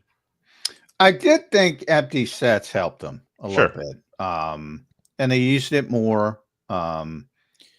And they were more successful really over the past 2 months that they've been using those empty sets. And I think Jalen talked about with Tom Brady after the game. He talked about getting into a rhythm. They seem to be better when they use tempo, BLG, to the naked eye. It seems like they start slowly typically, except last week against Steelers. And then they pick it up when they went to tempo. And I'm like, why don't they use it a little bit earlier? Kellen Moore's a former quarterback, high-level quarterback, for those who don't know, at Boise State, set NCAA records, knows the position. Why do you think it took him so long to figure out, hey, let's get the quarterback in a rhythm? John, great question. I mean, I think you'll back me up on this. I think Jalen Hurts looked his best in training camp early on, some of those first really few practices. And there was a lot of tempo. I remember how fast the Eagles were operating early on in training camp. And so I think absolutely get him in a rhythm, get him going. I'd almost rather see, from a standpoint of if you're the Eagles, I think you'd rather see, if Jalen Hurts is going to struggle, I'd rather him do it making quicker decisions than just holding the ball forever. Obviously, you don't want to see him struggle at all. But I think you can live with it a little bit more as long as he's being decisive out there. And I think good things will ultimately more so come out of that than not. So, I think it would be good to get him going early on and really encouraged to make those quick decisions. BLJ, one good week of the passing game, and Shady McCoy's calling them the best Eagles team of all time. You've been watching this team for a long time. How does this team stack up on when they're on their A game compared to some of the best Eagles teams you've seen? Yeah, it's tough. I think 2022, they were so good that year. I think the defense is better this year, but the offense is, worse. So it's different. But I just think they were so special that year. It's crazy to think the best team in Eagles history might not have won the Super Bowl. Yeah, I say the same thing. The 22 team was better than the 2017. I say it all the time. Oh, yeah. But, look, this team is going to give them, I think that this 2024 team is going to give that 2022 team a run for their money here, especially if the defense can hold up like this. And if the passing game, I don't think it's going to be exactly what it was against the Steelers week in and week out. But if you can start to creep up closer to something towards that, then I think they have a chance. I always say, because I'm with you, the defense is better on this team. And for the most part, I'm in the camp where it's players first. Nick says it all the time, Jimmy's and Joe's, not X's and O's, famous cliche around the NFL. But boy, Vic Fangio is, man, he's something. I mean, this defense shouldn't be this good, but it is. Zach asked him that question yesterday. We're all trying to figure out. What click? Why is this defense so good? What is Brandon Lee Gouton's? Why is this defense so good? I think it's just really a perfect marriage of talent, players stepping up. And part of that, is coaching in terms of, not just the coordinator, but the position coaches, I think, doing their best. You look at Christian Parker with the way he's worked with these defensive backs. Bobby King, certainly with these off-ball linebackers. Maybe Jeremiah Washburn deserves more credit here when you look at how, Nolan Smith has developed from year 1 to year 2. And certainly how Josh Sweat has been able to rebound after last season. So, I think the coaching has certainly played a role. And obviously it's Vic Fangio at the top there when we talk about that. I mean, for them to come out in this game and the Steelers to run 16 plays on their first 5 drives, and that results in negative 19 yards. Unbelievable. And then follow it up with a 2-possession second half. I mean, they just completely suffocated the Steelers. Yeah, it's really like going back to Jonathan Gannon, he who must not be named, like there was, I think there was more of a thought like, okay, we're going to allow some of the underneath stuff, but we're ultimately going to prevent the big play.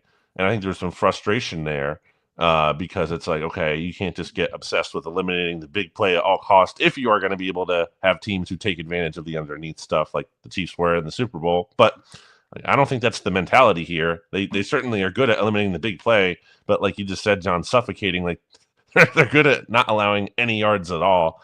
I mean, it's just insane for the Steelers to have 163 yards of offense. It's just it's dominance.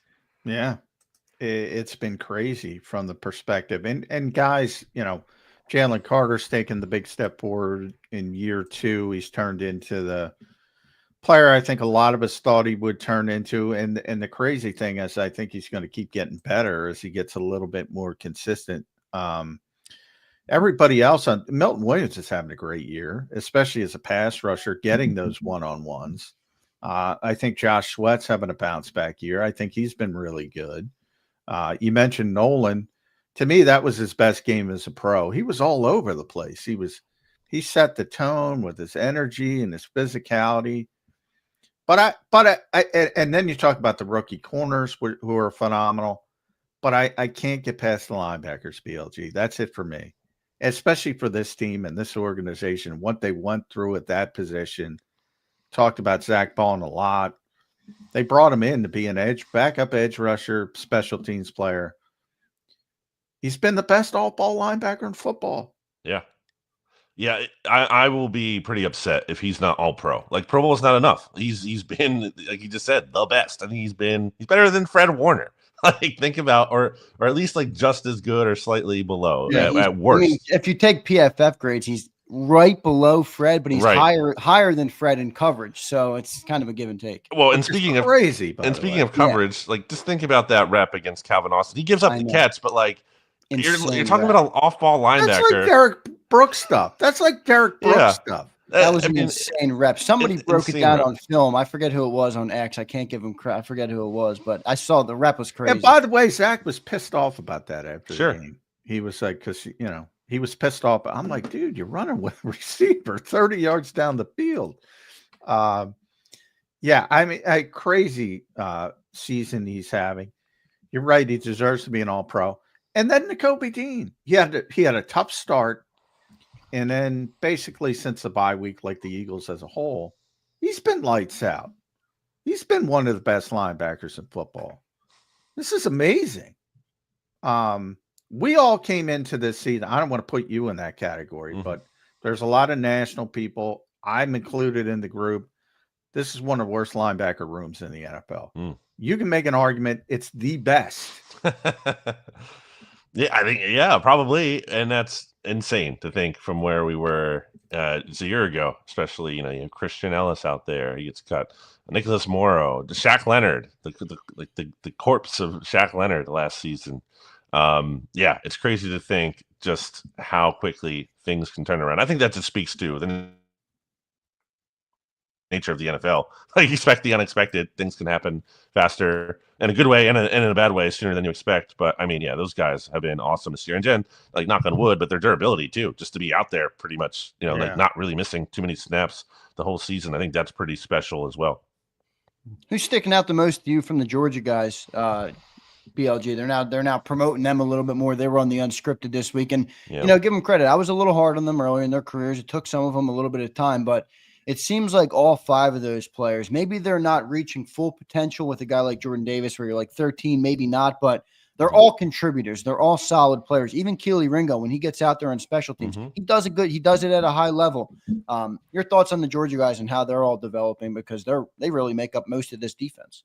Yeah, it's a good shout out for Keely there. And, who knows, could be a potential valuable starter for this team down the road, depending on what happens at cornerback. But, I mean, yeah, it's really, all of them. Again, Jordan Davis, he's not what you want, ideally, for where he was drafted, but he's contributing to this defense. And, look, you're not going to have A+ first-round picks year in and year out. That's just not going to happen if you can avoid, the F- first-round pick like Jalen Reagor, and you can get more of like B, C kind of production. F-, but I mean, like if you can get something out of a player, then you can live with that. Especially if you are getting a lot of hits elsewhere. I think Nolan Smith's progress has just been invaluable for this team, especially they lose Brandon Graham. For him to be able to step up after not showing a whole lot, not honestly, just not even being trusted to play really as a rookie last year. That's huge. And then obviously, Jalen Carter is the star of the show here with just how impactful he is, going way beyond the stats. Just you can see it with how defenses give him all that extra attention and how much he creates opportunities for his teammates. All right, offensively, we'll shift it there because the offense should be better than the defense, but it's not. It got better. That's to me, that was their best performance of the season. Overall, as a group, when you put in the complementary football aspect of it. But I still look at this offense and I say, well, the parts are better than they've ever been. When we talk about greatest team in Eagles history, as Shady said, this is the most talented group the Eagles have had, I think, even losing Jason Kelce, because you've added Mekhi Becton, who's having a tremendous year. And Cam Jurgens has done a really good job. He's not Jason Kelce, but he's done a really good job. You put Saquon in the mix, who's having an historic season. Jordan Mailata, a couple weeks ago, he had the highest offensive ranking from PFF in the entire league, no matter position. He's been off the charts. Why is the sum not as great as the parts? Well, I think a lot of it goes back to the ultimate factor there, which is the quarterback, in terms of that is the rising tide that lifts all boats ultimately. And obviously Jalen's coming off his best game, I think, of the season, especially when you consider the context of Steelers have a really good defense. They were allowing the second lowest average passer rating in the NFL entering week 15, and Jalen lit them up, especially early on. So, I think if you can get more consistency out of there, it will feel a lot better. And that's the kind of the funny thing too with the passing game. It's like, oh yeah, once it is clicking and it is having success, you can just, the feel of it, the feel of the offense, the feel of everything is so much better, just like it was in that Bengals game when Jalen Hurts was playing really well, as opposed to something like the Panthers game when it's not. So I think once, you get that passing game going, and again, I can't just merely assume it's going to be week in and week out like we just saw here, but I think this could be a step in the right direction and getting things a little bit more in sync as a whole and not overthinking things. And instead of Jalen or AJ Brown only getting 4 targets in an entire game like he did against the Panthers, maybe get him involved early and give him 4 targets like they did in the first quarter against the Steelers. So, maybe, if you're looking at things on the bright side, they're figuring things out here a little bit down the stretch. BLG, look around the NFC. For a while, I didn't think we were the best team in the NFC, but Detroit depleted, now losing guys on the offensive side of the ball. Vikings, I mean, I like them. I think they're good. I'm having a hard time believing Sam Darnold won't at some point turn to a pumpkin. I love Sam Darnold. I'm on team Sam Darnold. I am too, but I just, I'm not going to put him over the birds. Are we the best team in the NFL right now, BLG? I would put the Bills above the Eagles. Splitting hairs here. I did my power rankings for Bleeding Green Nation. I had the Bills at 1, the Eagles at 2. Defense, though. That defense, Defense, questions, but when you have Josh Allen, he's producing 14 touchdowns and 0 giveaways in 3 games. I just, I almost don't care about the defense when he's looking pretty unstoppable. By the way, there. Unfortunately, he clinched MVP too last week. Yeah. Yeah. absolutely. But when it comes to the Vikings, they're good. They're very good. I will say, they have that little stretch there. They lose to the Lions. They lose to the Rams. And it's like, okay, where are they going to go from here? Had a very easy schedule since then. You're looking at like the Colts, the Jaguars, the Titans, the Bears, the Cardinals, the Falcons, the Bears again. So I'm really interested to see how they look down the stretch here. They got at Seattle versus Green Bay and at Detroit. The schedule's getting more difficult here. So kind of want to see how they finish the season out. Still things are good. Again, not going to say they're just total frauds, but I do think, they've taken advantage of an easy schedule, which to their credit, that's what the good teams do. Some of those games are really close, by the way. You're looking at like 5-point win over the Jags, an overtime win over the Bears, which the Bears missed, a field goal at the end? They scored 11. They were up 11 in that game, gave up an 11-point lead in like 27 seconds. Beat the Cardinals by 1 point. I think the Vikings, I still want to see a little bit more from them. And I don't think the Lions are going away by any means just because they're banged up. They're still really good. It's just that they're more mortal than they were earlier in the year. Yeah, I don't like while I'm team Sam Darnold, I don't like the Vikings against the Eagles because they have bad cornerbacks. And I think even if they're going to have a really difficult time in that matchup with AJ and Devontae if the Eagles do it correctly. But that could be a factor into it. But so when I look at Detroit was the best team in football. I'm sorry, Eagles fans. If they were healthy, they're not healthy. Mm-hmm. So they've kind of receded back. I think the most dangerous team to the Philadelphia Eagles is the third place team in that division. The Green Bay Packers are best equipped to beat the Eagles on the NFC side. They got good corners. If Alexander's healthy, they got a quarterback. They can win a shootout. Everybody points to week one. I got news for you. They should have won week one. They played very poorly, had a bunch of drops. But you could see their offensive explosion and their power offensively. I think that's the most difficult matchup for the Eagles. Thoughts?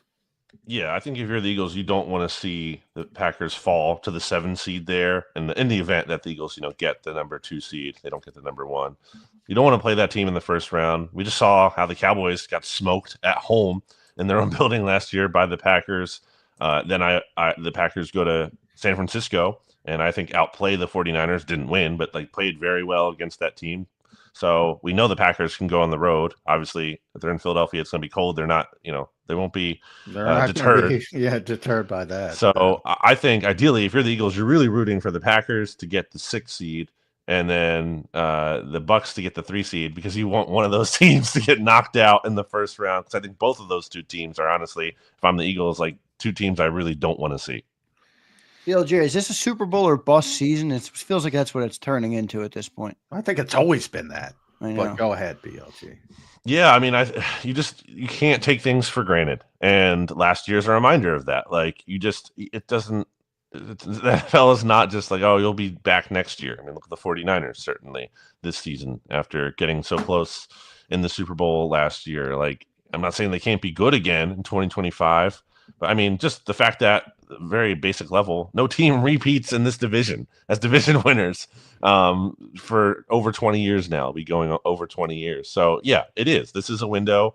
And look, if they get to the Super Bowl, they'll be very fortunate to have done that in these past few years here, just going back to 22, let alone 2017. So you're not guaranteed, to get this kind of season from Saquon Barkley again. Knock on wood again. They've been mostly healthy again for the most part. You're not going to get that every single season. You have to take advantage of this. Yeah, I mean, the stars have to align. I mean, you think about teams going to the Super Bowl, winning to the Super Bowl. Detroit, to me, as I just mentioned, I mean, they were the best team in football, and they got a bunch of injuries. Stuff like that happens. So you do have to seize the opportunity and seize the window, which takes me to Saquon, because I've been getting a lot of shit about, I don't care about this record. Now, maybe if the Eagles were 7-7 or 8-6, I go, yeah, go for it. Go set some history. But man, this has got to be about keeping him healthy for this playoff run. And he was banged up in that second quarter. He was working through some stuff. if it comes down, they have to play week 18. You know, we had Mike Gill on earlier, BLG. He pointed out it's the New York Giants. What a great story that would be to do it against the New York Giants, not for the Giants, but for Saquon's personal perspective. I'm not pushing it. Mm-hmm. Would you push it for that record? No, and the Eagles will not. I mean, the Eagles are, very rest conscientious, as is often talked about in training camp. And, they ramped things a little bit up this year, I think, relative to past years. So I still think they're very much keen on resting their players. And, again, if it was really close, sure. Like we saw. Is it kind of out of reach now? Like coming into last week, he needed 120 a game. He only got 65. Yeah. So what would the average be now? Do you know what it is, BLG?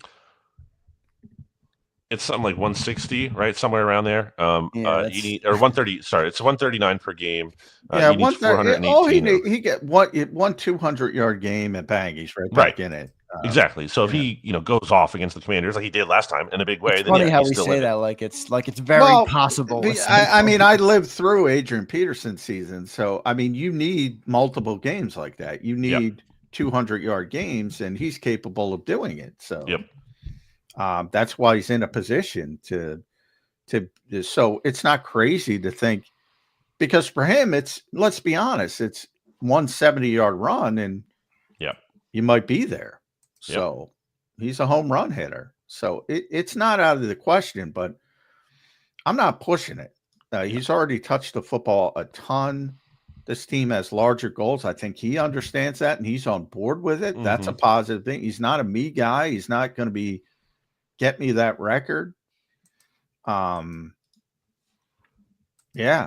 would not worry about that record if I were an Eagles fan. I would not worry about it at all and just say, hey, thanks for the historic season. Now let's go get a Super Bowl. Yeah, agreed. No. All right. We're all in agreement. All right. At Brandon Gouton, make sure you follow BLG on X, Twitter, whatever you call it these days, Bleeding Green Nation, the best Eagles site for your daily dose of news. Gives you everything in a one-stop shop, does a tremendous job there. You put up a piece, sleeper contenders for Defensive Player of the Year. I think we talked about one of them in Zach Bond. Do you think Jalen Carter's in that conversation yet? I don't know if he is. I think this is the year where, it's like the year before. Sometimes these players have to have that season where they get kind of snubbed a little bit, and then they finally get that respect the season after. And I think that's where Jalen Carter's at right now. Like he's going to be in these conversations, and that kind of lays the groundwork for next year. If he takes another step or is just, is dominant, then that's where it really coalesces and he gets more of that credit. Yeah. And by the way, hat tip to TJ Watt. He is an amazing player. Oh, yeah. Even in that losing effort, and hopefully he's healthy. But the Steelers have a quarter. It's like the win-loss splits of when having your quarterback in or not, when he's playing or not. Like he is that kind of difference maker for them. Yeah. BLG, good stuff, man. We appreciate you joining. Last question for me. You think this team wins out 3 straight NFC East games? And it's like, that might be a blessing, but you know how division games go. Sometimes they're toss-ups. They're always a different game. You think this team wins out this year? I think it's, the games are getting decreasingly more difficult. So I think this week is their, toughest remaining game.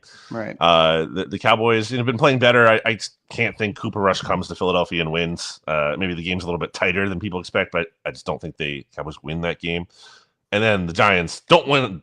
I don't think they want to win that game. Yeah, they're gonna sit everyone. Not that they have a lot of players to sit, but maybe it's like Malik Neighbors doesn't play that week because they're just trying to get that number 1 overall pick. So I think this week is the big week. They're on the road. The Commanders are going to put forth a really good effort. They don't want the Eagles to clinch the division in their own building. So I think this week will be, if they can get by this week, then I'm feeling pretty good about their chances of winning out. I would just add BLG real quick. It could be the one Joe Shane doesn't want to get embarrassed by Saquon again, and they fight like their lives depend on it. And then they win the game and lose the first overall pick. I could see that happening to the New York Giants. Well, it'd be funny if things get wrapped up, maybe more so like the Eagles are just kind of locked into the two at that point. And the Eagles would have rest some of their players and then ruin the Giants draft positioning. Yeah. BLG, good stuff. Make sure you guys follow Brandon Lee Gowton at Brandon Gowton and read him on Bleeding Green Nation, one of the best Eagles websites in the world. I go there every single morning. BLG, thanks, brother. We'll talk to you again, not next week because it's Christmas, but the week after. Happy holidays. Happy holidays, guys. See you in the future. All right. Thanks, bud. Good stuff there from BLJ. Joining us on Birds 365. Got a couple minutes left here on the show today. Johnny Mac, what is the agenda in Eagle Land? Because the agenda here on Birds 365 just changed. So I'll tell you about that in a second. What's going on in Eagle Land today? Typical Wednesday practice. Nick Sirianni talks before practice, locker room, after practice. Jalen Hurts will talk today. This is his day to speak as well. And gearing up to win the NFC East and clinch that at least the number 2 seed, which is what would happen if the Eagles are able to win in Landover, Maryland, this weekend. Yeah. So I was playing on the Pro Football Network, has a simulator where you can pick who wins the games in the next 3 weeks, and it'll show you the seeding. I feel like, John, we have a good chance to end up with the 1 seed just by default. Just because, you're playing the 3 shitty teams, as we talked about. Not 3 shitty, but Commanders aren't shitty, but Cowboys and Giants. If you handle the Commanders and the Vikings and the Lions, I don't want to say they have a gauntlet, but they got a tough 3-game The Vikings have a gauntlet. The Lions, not as much. But the Lions, they're going to take care of each other, though, because they got to play each other. Well, yeah, week 18. What you have to hope for is that both of those teams lose 1 game before week 18, and then you're in good shape. Exactly. And Minnesota plays on the road against Seattle. Now, I don't know if Geno Smith got hurt. I don't know if he's going to play. I saw some things that they're hoping he's going to play, and that becomes a difficult game if he plays. If not, they're probably going to win that game. And then they have Green Bay at home. I just talked about Green Bay is capable of beating anybody. So I do think it's likely that Minnesota loses one of those 2 games. With Detroit, they're playing Chicago. Chicago looks dead. Caleb Williams has given up. Terrible body language. I don't, even though it's on the road, I don't think they can lose that game, even with all the issues. And that's more about the Bears than it is about the Lions at this point. I think the Bears have just checked out.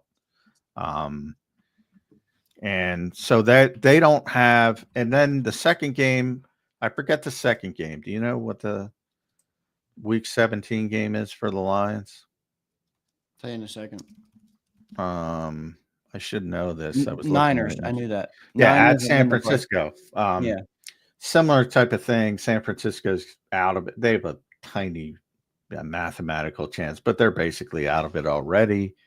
But it is on the road. Down like 0.01. That's the game. December 30th, Detroit at San Francisco.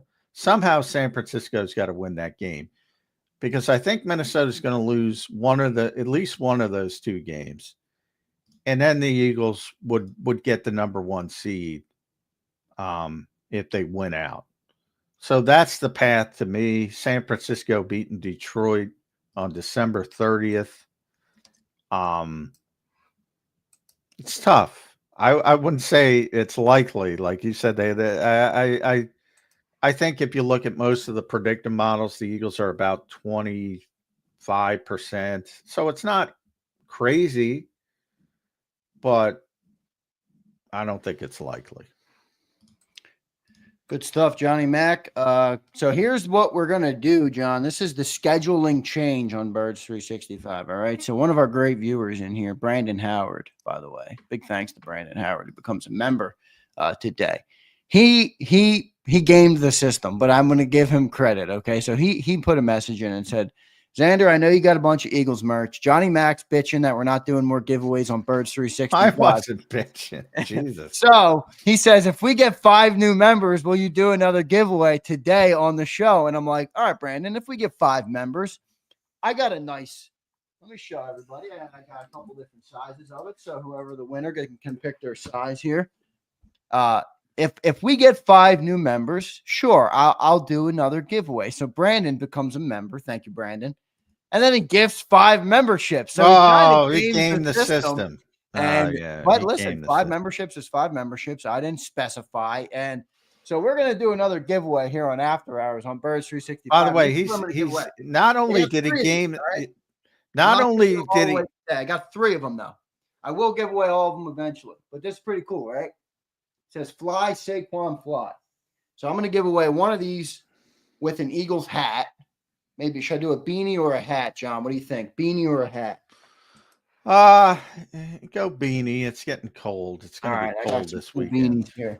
So we're going to do this on After Hours, and I'm going to pull a member, and I'm going to be on Zander time, John, in a second. I know you got to go down to the NovaCare complex, but I wanted to tell you because you were a little pissed off about there being not enough Birds 365. Yeah, I don't think I was pissed off. I was just prodding. But the listeners should thank me for prodding the giveaway. Yes, they should. So. And Brandon Howard. Maybe this one matches the hood, the shirt. So that's going to be our giveaway in a little bit. So looking forward to doing that. John, just final thoughts here on the show before I get into that. And I do have a couple super chats I want to read to you. Real quick, let's do them first. Keith Johnson says, yesterday's vote show was hilarious. Great job, Z. Yeah, that was a lot of fun. We voted on the best super yesterday for the winner for the Grinch hoodie. That's how Jason A-Team got the win. Brian Pumper says, heard Big Brian Pumper got the Jalenites in their feelings yesterday. Dudes blaming me for not praising their hero on a 1-game sample size. Well, I agree with Brian in the I think he goes over the top and his challenge is like, but the 1-game set, it is hilarious to me. I mean, people are jumping off bridges in Carolina and then they can't be beaten a week later. People got to get off that 1-game sample size stuff. Played a really good game. Eagles played a really good game. But yeah, the minute you think you're unbeatable in this league is the minute you're going to get beat. But the Eagles know that. That's more, That's what I like about Vic's answers yesterday. He's like I just love the way he answers. They're like, yeah, you had some tough field position there. And he's like, yeah, well, we can't control that. Get on the field and control how you get off the field. I love that mindset, man. Vic is a great mindset. He's got a sort of manual, playbook, whatever, iPad nowadays, but it's one of his things. He's got it in his sort of teachings to the team. Exact quote, basically. Can't control how you go on the field, but you can control how you get off it. Yep. And that's he's not the first defensive coordinator that says that, but it's fun when people get to hear it and it resonates. Good stuff, Johnny Mac. One more super chat, and then we'll get out of here. I'll let you get out of here, and then we'll go giveaway time here on Birds 365. Brian Pumper says, after one out-of-body performance by Hurts, his band of dweebs have him going to Canton Noodle House. Holy shit, Pumper. My Lord. He's on Jalen's case, Johnny Mac. Well, he's always on Jalen. Jalen's not a Hall of Fame quarterback yet. He's very young. This is his 5th season. 4th as a starter. I'll tell you what, though, it's on a Hall of Fame trajectory if he keeps winning like this, Brian. Yes, I gotta warn you. They value winning more than anything else. So is Nick Sirianni, by the way. Yep. Too early, small sample size, but good start. They win a lot of football games. John, I gave a crazy stat, and if I can find it, I'll read it to you real quick before I let you go. The other day. And, people are, and listen, I've been there. So I'm hard on NFL coaches too. I get it. Okay. Listen to these names. Okay. Nick Sirianni's in, what is this? His 5th year, fifth season? Yeah. Okay. So Don Shula, the winningest NFL coach of all time. He had 10 seasons of coaching before his first Super Bowl win. Bill Belichick, the second winningest coach of all time, had 7 seasons before his first Super Bowl win. Andy Reid, former Eagle coach, obviously one of the greatest coaches of all time now with 3 Super Bowl rings, 21 seasons before his first Super Bowl ring. Tom Landry, famous Dallas Cowboys head coach, 12 seasons before his first Super Bowl ring. Like, Nick Sirianni is on a great trajectory. I think we can all take a deep breath on Nick Sirianni. Well, the problem, though, with that is those guys coached in a different era. And even Andy, when he started, where there was more patience. Yeah, I get it. I'm just saying, I don't think we should be like, oh, Nick didn't win. No, well, I've said it's absurd that people were talking about firing. I criticize the Eagles for doing what they did, and I still criticize them. Even though it's worked out, I don't think he should have been forced to do anything. And maybe he would have done it. I think he would have done it. Not. I think he already did do it on defense. They were going to make a change on defense. I don't know if they were going to make a change on offense. And they're running the same stuff anyway. So it didn't matter because that's what suits the quarterback, and that's what good football coaches do.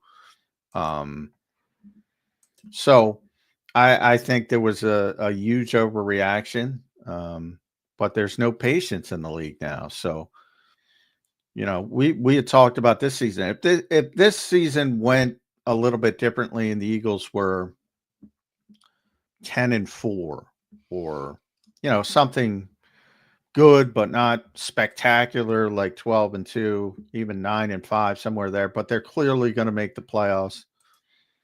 You know, he still would have had to perform well in the playoffs. Not necessarily win, but not get blown out. Or that same lack of patience would have cropped up again and people would be talking about, they should fire this guy. Too much talent, yada, yada, yada. The patience is just not there to last certainly 20 years without winning a Super Bowl. Other than Pittsburgh.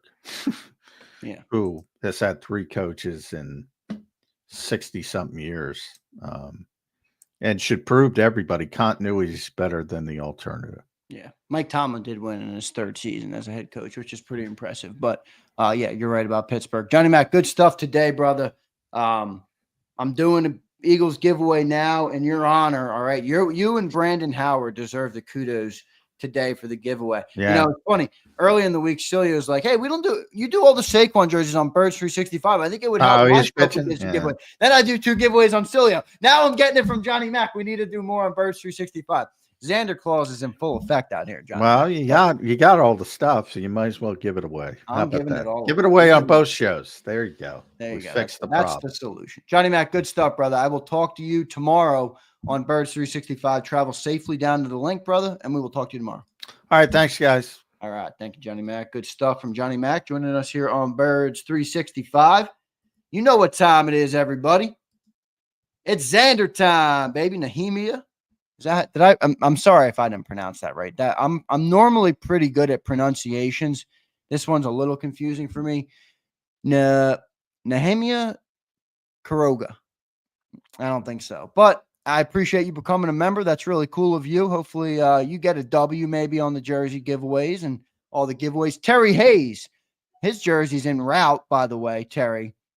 He was one of our winners of the Saquon jersey. He's a JAKIB Legend member, a big supporter of JAKIB Sports, so we love Terry Hayes. Terry says, great win Sunday night. Loving the giveaways, Big Z. Keep telling the Eagles they can't so that they can keep proving them wrong. I love how Jalen started the press conference after the game. Is that what y'all wanted to see? Yeah, really cool. You know, many said, hey, Jalen's getting a little arrogant. I said, you fucking better be arrogant in Philly. You want to make it in this city, you better be a little arrogant. You better be a little arrogant. You better have a little bit of arrogance to you if you're going to make it in this media market. And I thought it was good to see Jalen Hurts kind of do that and stand up there. So good stuff there. Daz says Nehemiah. Is that it? Did I read it that wrong? Nehemiah? That's probably much closer. Nehemiah, if that's it, we appreciate you becoming a member and we appreciate you being here. All right, so this is what I'm going to do. I asked hat or beanie. I thought this beanie was cool because it matches the black shirt. What do you guys think of the shirt, by the way? I got 3 of them, so the winner will be able to pick what size. I got a large, an extra large, and a double extra, and a double XL. It's pretty cool, though, isn't it? Fly Saquon. That's the backwards jump, and you can see the city skyline, and it says Fly Saquon Fly. Obviously, I wasn't planning on doing a giveaway today until the great Brandon Howard and Johnny Mack came in chirping. So I'm gonna do the beanie. But if somebody wants to do a hat, like Don, I saw Philly Don, who's a legend member as well. I saw him say he'd rather have a hat. So I'll give you your choice. Now, this is the best Eagles hat. I'm not giving this away till JAKIB Christmas, all right?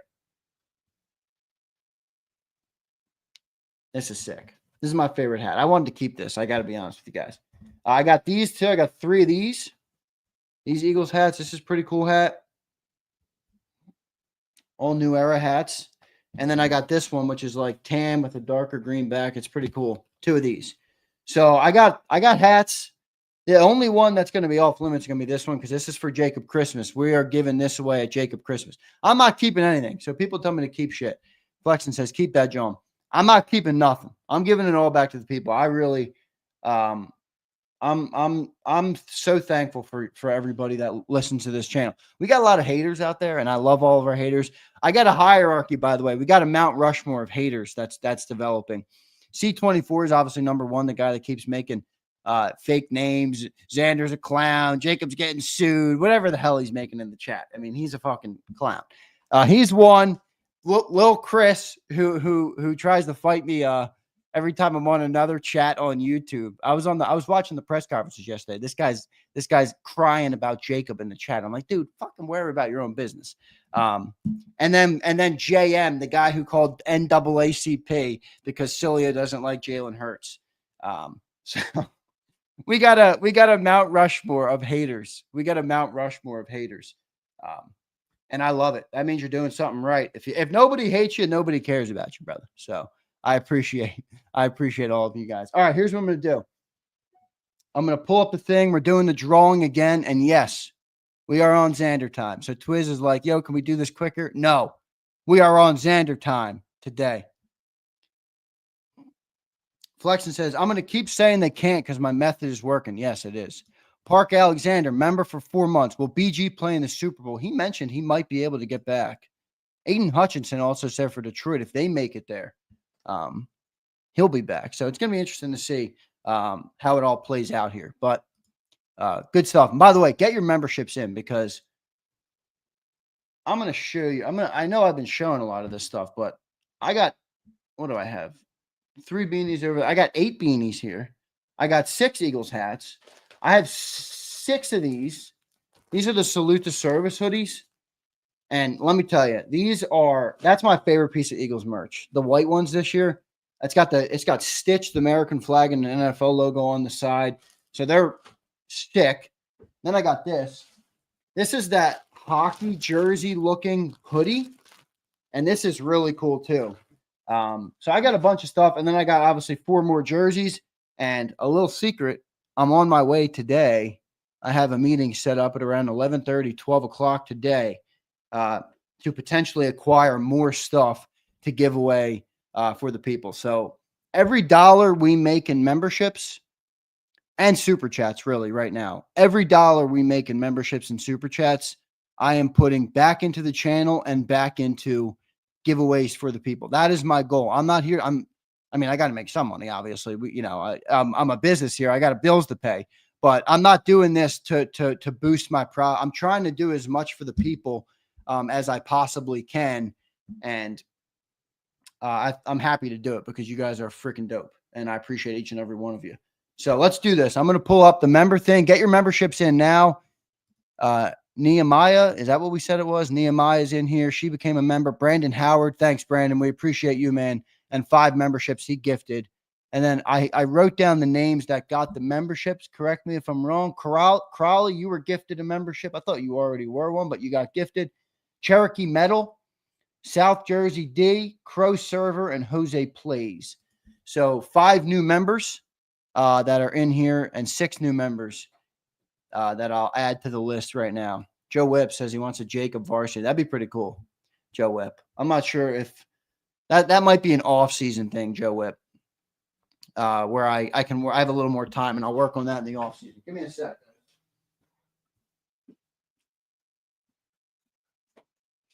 Give me 1 sec here. All right. Yeah, that's an off-season thing to work on, which I will do. Now, I'm going to give you guys a little bit of, for the people who are watching right now, I'm going to tell you guys a little bit of the rules I'm making for JAKIB Christmas, okay?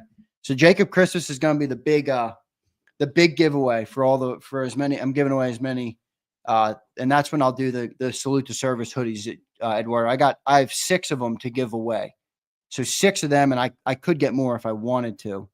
But that's when I'm going to do them. So here's the rules for JAKIB, or at least this is what I'm thinking of doing. And the idea is, this is a great comment. Zander takes as long as Jalen processing. Longer, Twiz. We're on Zander time. Jeffrey says, how do you pay for Super Chats or become a subscriber? There should be a button down below that says, yeah, it is Scruff of My Walls. There should be a member down below that says join. To become a member. But we appreciate you, Jeffrey. Yeah, walls are way scratched up, but don't worry. I'm working on a whole new studio set up for Big Z. So, ooh, that's a good idea. I'd like to do something for vets or service members. That's a good idea. I got to figure out how I can potentially do that. But here's the rules. All right. So, if you're a legend member, so we have 3 tiers of membership to be anybody that's a member, JAKIB fan, which is $5 a month. You're eligible to win the giveaways. Okay. Anybody that's a member on the channel is eligible to win the giveaway. JAKIB family member, which is $10 a month, you're going to get 2 entries. The JAKIB legend members who pay $25 a month straight to support our channel, you're going to get 5 entries. Now, this is for JAKIB Christmas. This isn't for today. But so if you upgrade your membership, remember, you're going to improve your chances of getting a win. So the family members, which is $10 a month, you'll have 2 entries. And legend members, which is $25 a month. Big shout out to anybody that does that. That is really dope of you. I appreciate the hell out of you. It means a lot. The support goes a long way.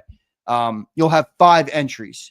So if you're thinking about upgrading, or you're like JAKIB and you like supporting us, no pressure. But if you do it, I appreciate the hell out of it. And then the other thing we're going to do for Christmas to get more entries will be, and this is all going to be given to charity. Okay. So I'm not doing this for profit. This is for 100% charity for Krause's coats. And we're going to match every dollar. Every $5 in super chats, will be an entry. And every dollar of super chats will be donated to Krause's coats to buy coats for the homeless shelters, the veteran shelters. And what we do, we're trying to do 25,000 coats this year. We've done over 300,000 coats since 2001 is when it started, Krause's coats. So every $5 of super chat is going to be another entry.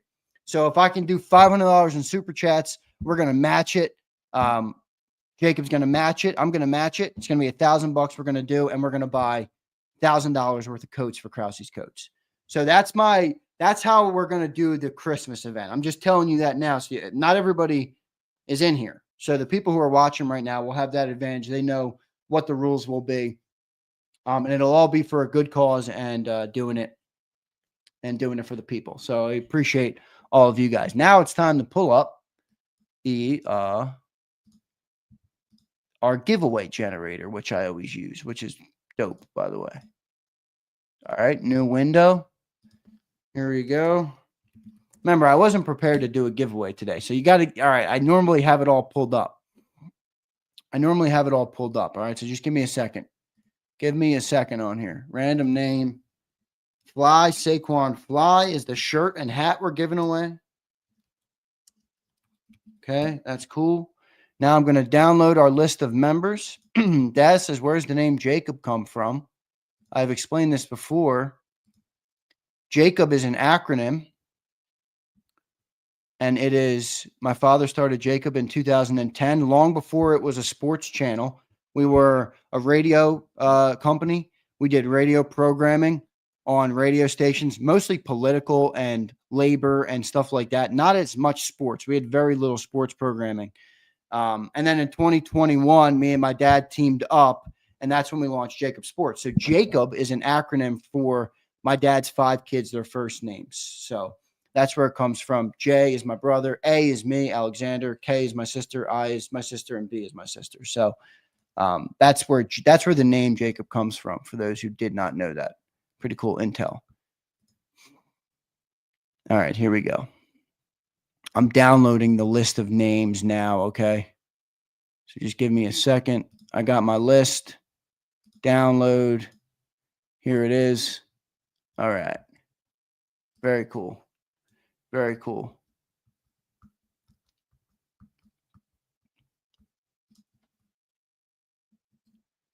All right. Okay, list of names is in. Now I'm going to pull it up on the screen and show everybody, and then we will do a drawing. Let me pull it up. I'm a little disheveled here, everybody. Work with me. Bear with me, everybody. Bear with me, everybody. You can do it. I know you can do it. All right, here we go.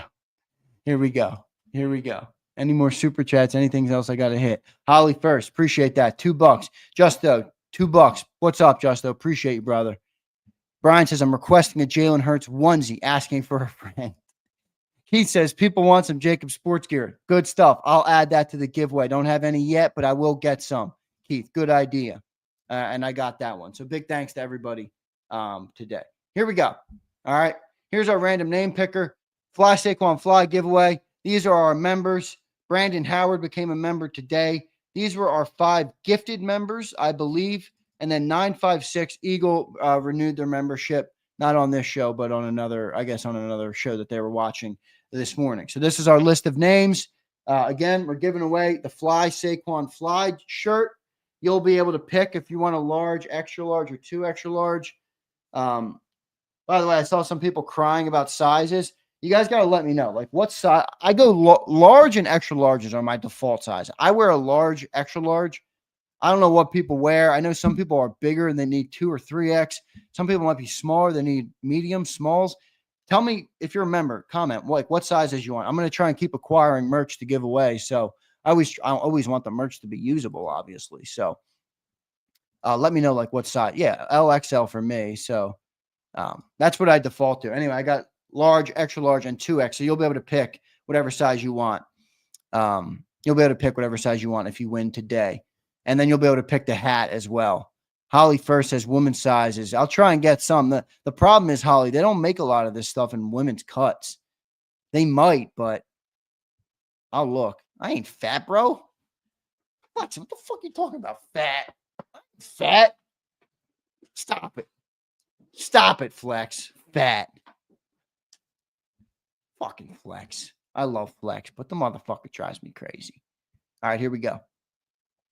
I'm going to scroll through the list of names. We got 290 members. That's dope. Appreciate every single one of you guys. These are all the names. If you want me to search it, I will, but they're all here. Trust me. If you want me to search that, you let me know. All right, I'm scrolling through. There's Deep Fried. Deep Fried's in here. Keith Johnson. What's up? Yo, Keith, thanks for ordering the hat, dude. I got your order. Really dope, man. I appreciate that. The JAKIB merch hat is cool. I think you're going to love the JAKIB hat you get.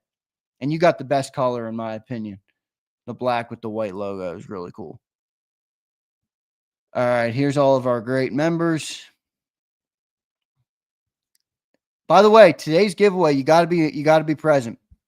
Because this is anytime I do an on-the-fly giveaway, you got to be present, okay?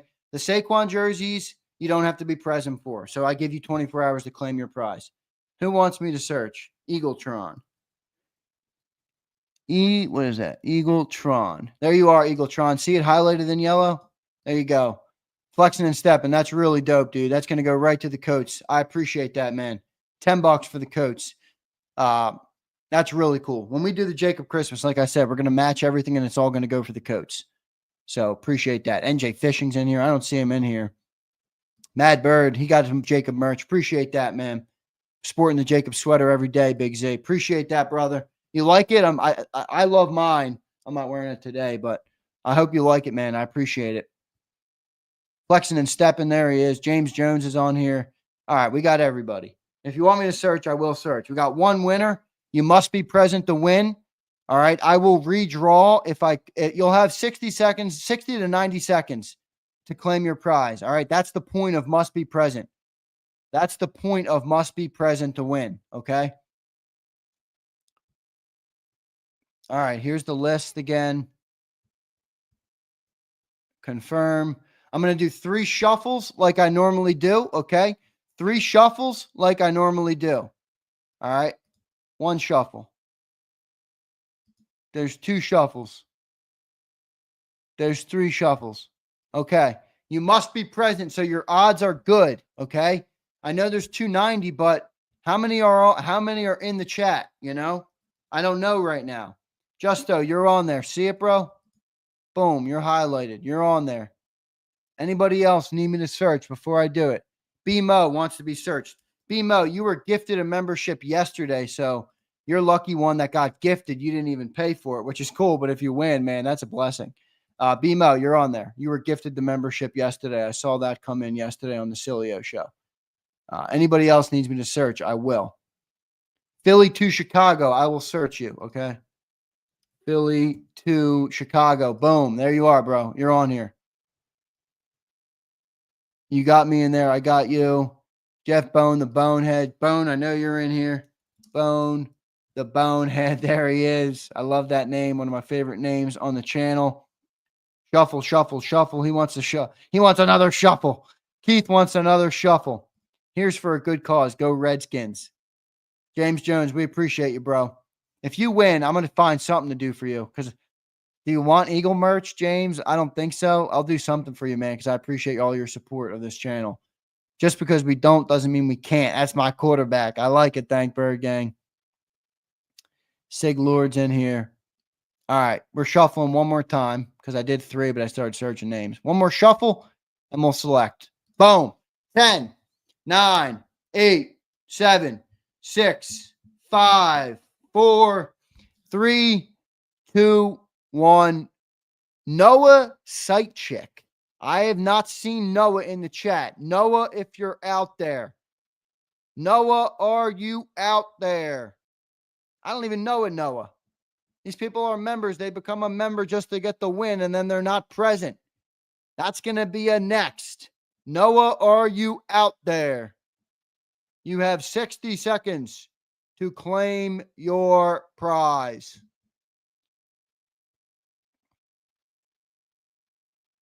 Noah lost on his arc. That's the comment of the day. Ricky, that deserves a giveaway for crying. That deserves a prize. That's a good comment right there. Joe Whip, you're not a member. You're not entered, Joe. Come on, Joe. Daz isn't a member either. I thought Daz was a member. You guys canceling your memberships on me? You guys are playing me. All right, next. Noah's not in here. Goodbye, Noah. Here we go. Same name. 1 winner. Confirm. 3 shuffles. Daz, you're not showing up as a member, it says. Normally there's see the little logo next to Necklace's name there? And the SB Ricky and Flexen. Flexen's got the wrench too, but just the other member. Says you're not, Daz. You might be on here though. Wait, let me look. No, you're not on here, Daz. You canceled your shit, Daz. You canceled your shit, so you ain't eligible, Daz. But I love you, brother. Daz Gray. Yeah, it just went away. I don't know what happened. All right, 3 shuffles. Boom. Boom. Boom. All right, round 2. 10, 9, 8, 7, 6, 5, 4, 3, 2, 1. Philly Sports Wrap. Philly Sports Wrap. Are you in here? Are you out there? We might be here a long time, folks. We might be here. Holy shit. I can't win with you guys. Keith Johnson says, slow down. Keith, are you kidding me? Everybody tells me I got to speed this process up. And now I'm getting to slow down. SMD, run that back. All right, SMD, you're the queen of the chat. If you're telling me to run it back, I'm running it back. All right. Run it back. It's Zander time, Fleming. Yes, it is. Yes, it is. Twiz is like, I got to feed my animals, man. Draw the motherfucker. Daz becomes a member. Daz, thanks, bro. I appreciate that. All right, redrawing. Let's add Daz. Daz gets added. Daz is in the books. Here we go. Daz, thanks for becoming a member. Anybody that joins will be added. I added Daz. You see it? Daz back in. Add Daz. Added. Daz is added. Daz is in. Daz is a great viewer, by the way. Daz has been with JAKIB for, I want to say, since Daz, when? 1,000 subs? 1,000 subs? All right, 291. You can see Daz got added. 3 shuffles, and then we're drawing. 1, 2, 3. Boom. You ready? You ready? Boom. Here we go. Counting down. Counting down. 4, 3, 2, 1. Martine. I see Martine a lot. I haven't seen him today. Martine, are we back to the drawing board? Are we back to the drawing board?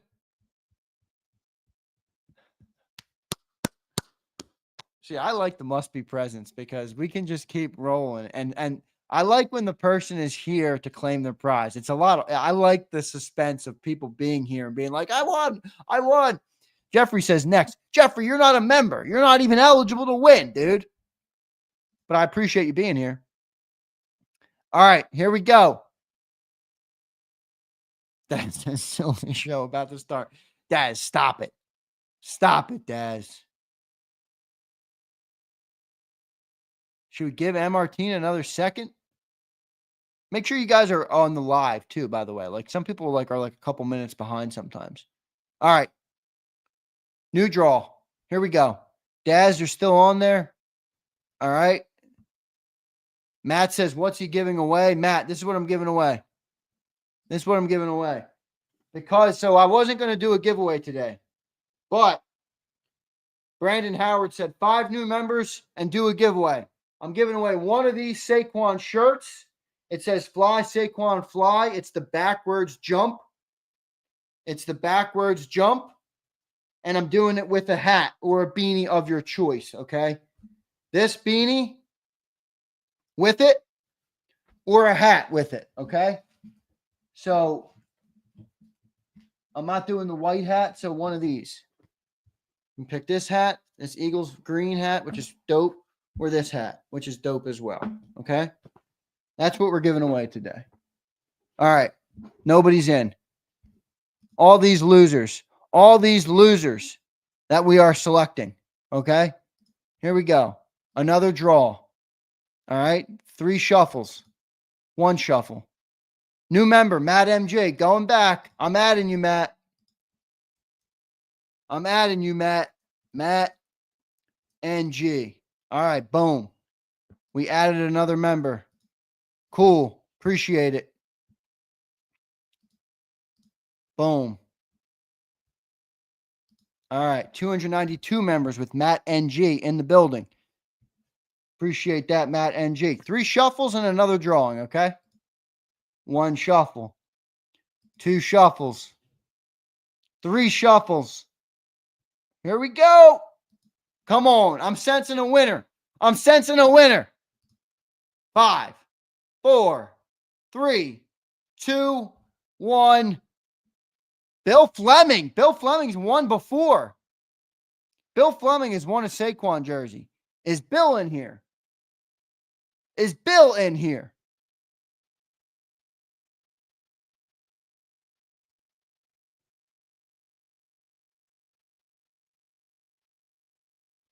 Is Bill in here?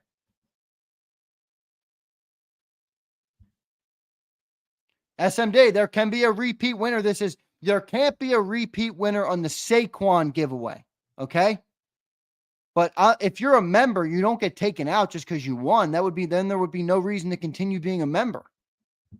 I can't do that. I don't think Bill was here. Bill normally is a late watcher of the shows. Bill does watch, though. By the way, the first Saquon jersey I gave away was Bill, and Bill gave it to his grandson. So that was pretty cool. Bill is not a Krause. The dude is like 6'10", Siglord. He's 6'10". I'm 5'10", okay? All right, here we go. Another name. I mean, you got 60 seconds. This is a must-be present, all right? NJ is still in the building. Anybody else want to become a member? Holy shit. Everyone throw batteries at Zander, James says. What an ungrateful fuck. Come on, Bill. All right, here we go. Picking another one. 292. 1, 2, 3. All right. Ready? Philly Don, there you are. You see it? Start. Here we go. Here we go. I like how people say it's my cousins. If it was my cousins, I would have ended it after the first drawing, you dummies. Rashid Mixon. Rashid Mixon. Are you out there, Rashid? Are you out there, Rashid? Rashid's popular on the show. He comes in here. He drops super chats. I know Rashid's a regular. Is Rashid out here? Flexen wants to give these people 6 seconds flat. Reroll. Rashid is weak. None of our 290 members are in here. I'm telling you, your guys' odds are good. There's only 378 watching, and half of these dudes aren't members. Rashid, are you out there? Blasted says 3 more misses and I'll join. They should get no time. If you're here, you're here. Well, say, what do you think? They're magically going to appear in 38 seconds, dude? 60 seconds is not that long. He dipped. Next. Rashid. See ya, Rashid. All right. How many drawings will we get? The must-be presents are funny. 1, 2, 3. Here we go. Rocksteady. He won the Jalen Hurts jersey the other day. I sent that sucker out. All right, here we go. Here we go. You guys are giving me agita. 2, 1. Wicked Hebrew. Is Wicked Hebrew here? Holy shit. Is this dude not here? Who said 3 more drawings that were going to be a member? Isn't that 2? Isn't that 2? Sue says yawn. Oh, Sue. Oh, Sue. Where are you, Wicked Hebrew? Another next. Holy shit.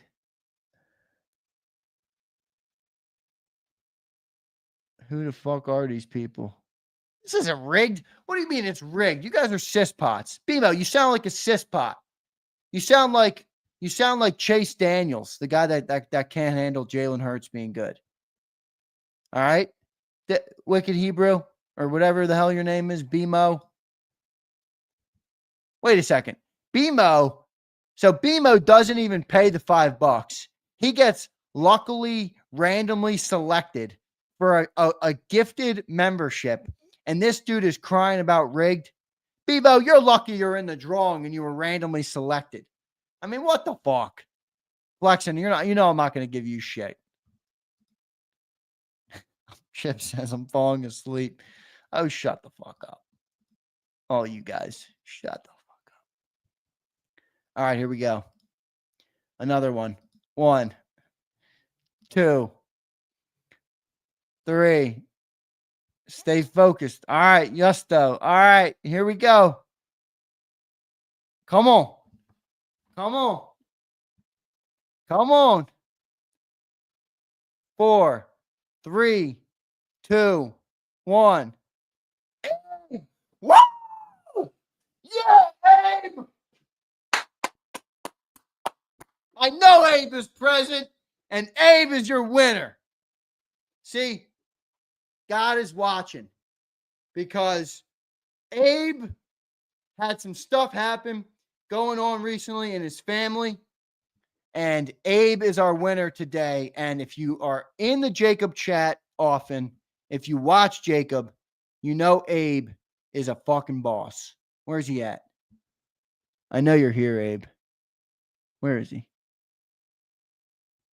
Where is he? Am I missing Abe? Oh, here he is. Oh shit. I got him. Yes. I like when regulars. Yeah, Twiz, I'm with you. I like when regulars won. All right. Abe, I'm sending out your Saquon, your Saquon fly thing. A-team, I'm going to email you back, by the way. I might drive your thing over either today or tomorrow. You're like 20. I want to say you're 25, 30 minutes away from it. Abe, Jason. So I'm going to drive your Grinch, the hoodie that you won yesterday over.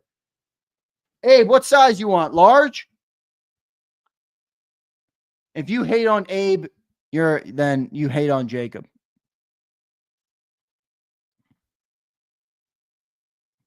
Yeah, Abe. XL. All right, brother. I got it. XL is coming your way. And then Abe, what do you want? Let me make this bigger. Abe, what do you want? You want the beanie? Abe? You want this? The eagle hat? Or you want this eagle hat?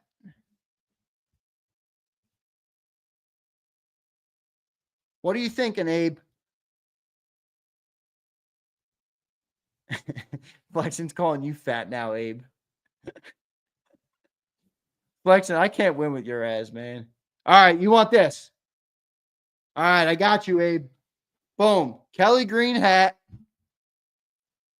and the XL Saquon shirt. All right, here's the shirt. One more time. It's a dope shirt. There it is. Fly, Saquon, fly. There it is. I think it's pretty fresh.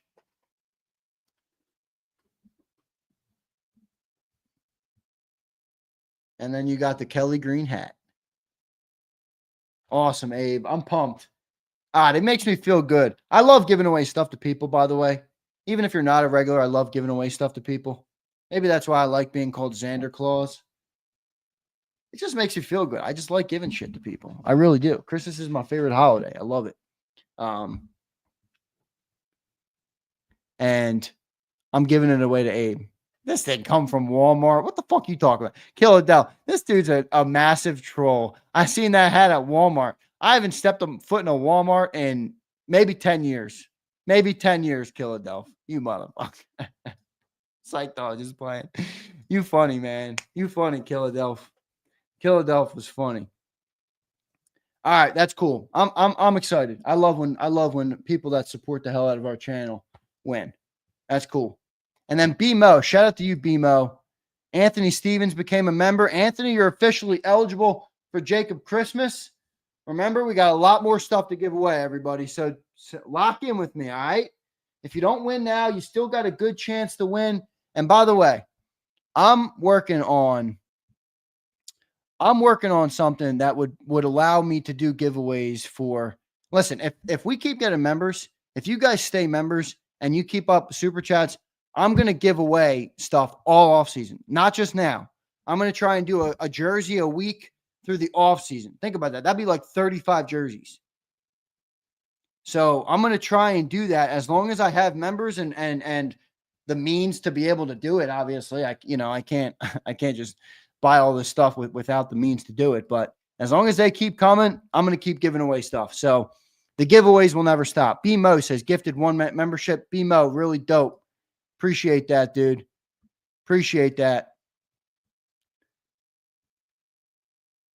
All right, cool. All right. That was fun. That was fun. That was fun. See, it all becomes a weekly. It all becomes worth it. You know, I'm like, when are we going to get a winner who's in here? And then Abe gets a dub. That's dope. That's dope. Congrats, Abe. There you are, bro. Yo, Brandon, thanks for making this happen, man. That was cool of you to reach out, become a member, and then gift 5 memberships. And now we had a little bit of fun with it, right? So, Brandon, really cool of you, bro. Appreciate that a lot, man. Appreciate your support of this channel.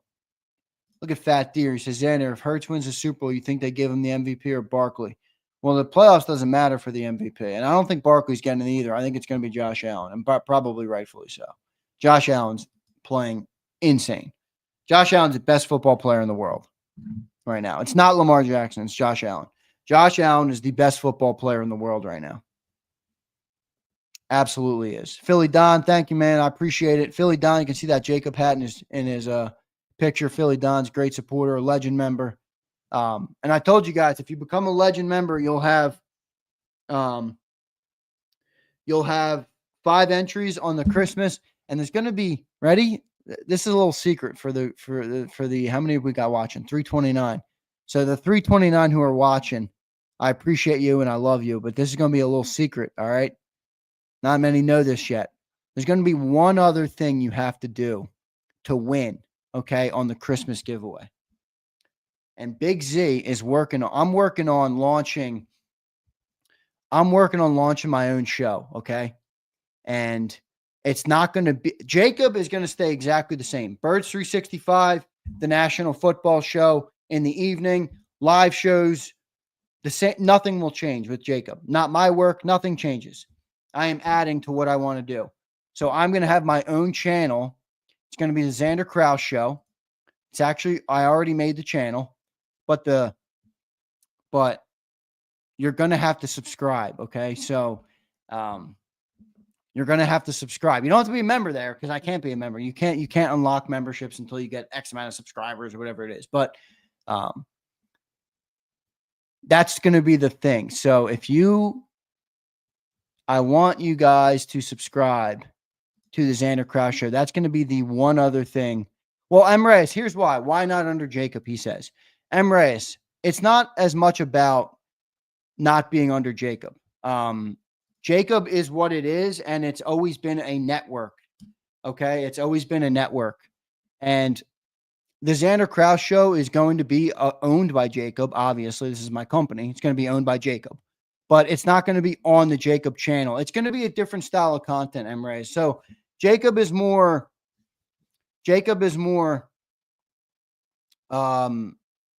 live show centric.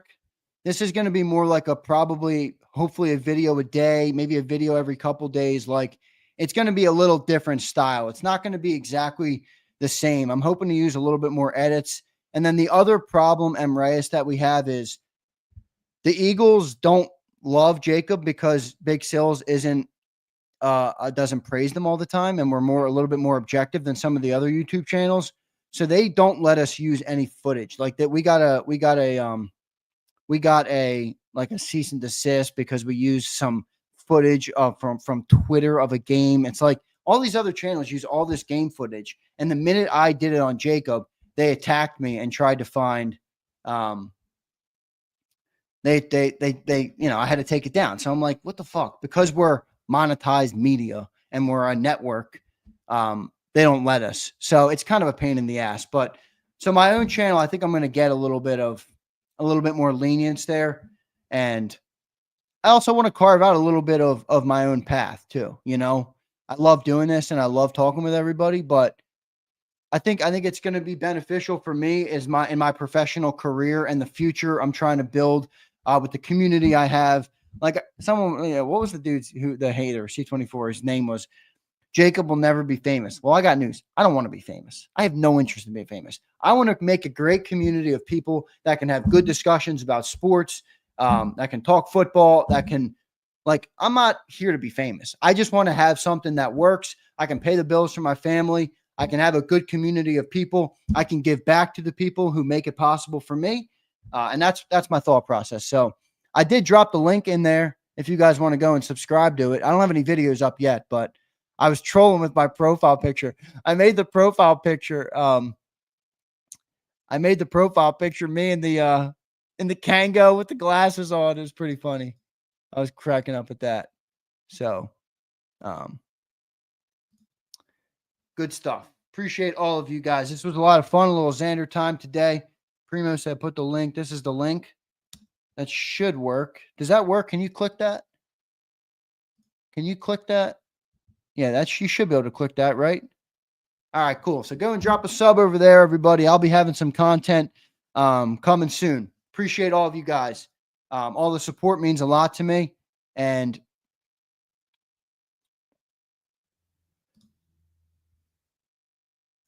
Philly says you should keep it as that.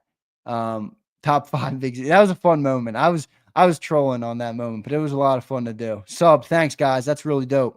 Chief says, I fuck with you, Zander. Chief, that's cool, man. I fuck with you too. I appreciate you being here. How do you become a member?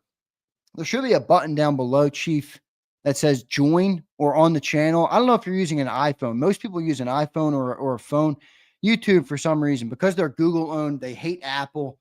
It's a pain in the ass. If you go to your computer, it's a lot easier. I also make more money if you use your computer. So you want to hear something crazy? Anybody who sends a super chat from an Apple phone, Apple takes 30% off the top just because you're using an app on their phone. So like people are like, why do you like Elon Musk? I'm like, well, Elon Musk spoke about this. He's like, Apple is a tax on the internet. It's fucked up. 30%. And then I split the rest 70-30 with YouTube. So I really make 50% of super chats, 55%. 55% is what we make. And same with memberships. So drives me crazy, but it is what it is, man. YouTube is the platform that allows me to connect with all you guys, so I can't complain about it too much. But yeah, it is annoying. I mean, someone gives me $5, I get $2.50. I'm like, all right, and that's before taxes, by the way. I mean, holy shit. You got to be kidding me. Yeah, welcome to America, right, Keith? Yeah, Google phone, NG. I have a Google phone. I have an iPhone, but I have a second Google phone that was Terry, you like the profile pic. What do you guys think of the logo? What do you guys think of the Zander Krause Show logo? You guys like it? Let me know. I'm going to pull it up. Here, I'll pull it up on the screen. What do you think? What do we think of the logo? You like it? You don't have to fluff me. If you don't like it, tell me. If you don't like it, just tell me. I'm cool with that. I'm cool with that. Y'all like the thing? I also did one that was with no eagle, just in case I needed it for versatility's sake. But I like the neon. I think the neon's like cool. So you can see I made it without the eagle. Here's without the eagle. Pretty cool though. The eagle's cool, right, Keith? I like the eagle. I'm gonna keep the eagle, but every once in a while, you'll need something that maybe more versatility or just being able to put it on like a hat or anything simple. Like you got to have a regular too. So I got the regular done, but all right. Appreciate you guys, man. Hit that sub on the new thing. Bird looks a little fucked. Keep the eagle. Yeah, the birds have got small wings. I don't know what's going on with that, but the graphic designer who made it for me, I can't design like that. Get a tattoo. Emirates, I got 0 tattoos on my body. All right. Love you all. Fun giveaway. Abe, I'm going to email you. Abe, congrats on the win, bro. Jason A-Team, I'm going to email you too. I don't know if I'm going to be able to come today because I got that meeting, but if you're not home, A-Team, maybe I could drop it off. I don't want to ship it. You're 28 minutes up the road. I feel like that's stupid to ship it. Abe, I know you're down, I think, in North Carolina, so I'll ship your stuff out. All right. Siglord says Xander's a good boy. No tats. Nah, Siglord, when I was a young man, all right, I had an older cousin, a very wise older cousin, and he told me when we were in the gym, he said, tattoos are dope, but your body is a Lamborghini and you don't bumper sticker a Lamborghini. And that's always stuck with me. And I don't judge people who get tattoos. I think they're cool, honestly. But Yeah, appreciate you all. Hit that. If you guys hit that the subscribe button on the new channel, then you're really a JAKIB OG. You're a Zander OG, actually. You're a big Z OG. So I appreciate that. All right, fun giveaway, everybody. Appreciate it. See you guys on the flip side. A lot of fun. You've been listening to Birds 365, the destination for the passionate Eagles football fan who bleeds green. If it's Eagles football, we're talking about it. Debate inside the locker room and guests that are some of the greatest football minds from around the region. We hope you enjoyed the show. We know we had a blast. Make sure to like, comment, and subscribe, and we'll be back soon. But in the meantime, hook up with us on social media at JAKIB Sports. See you next time on Birds 365.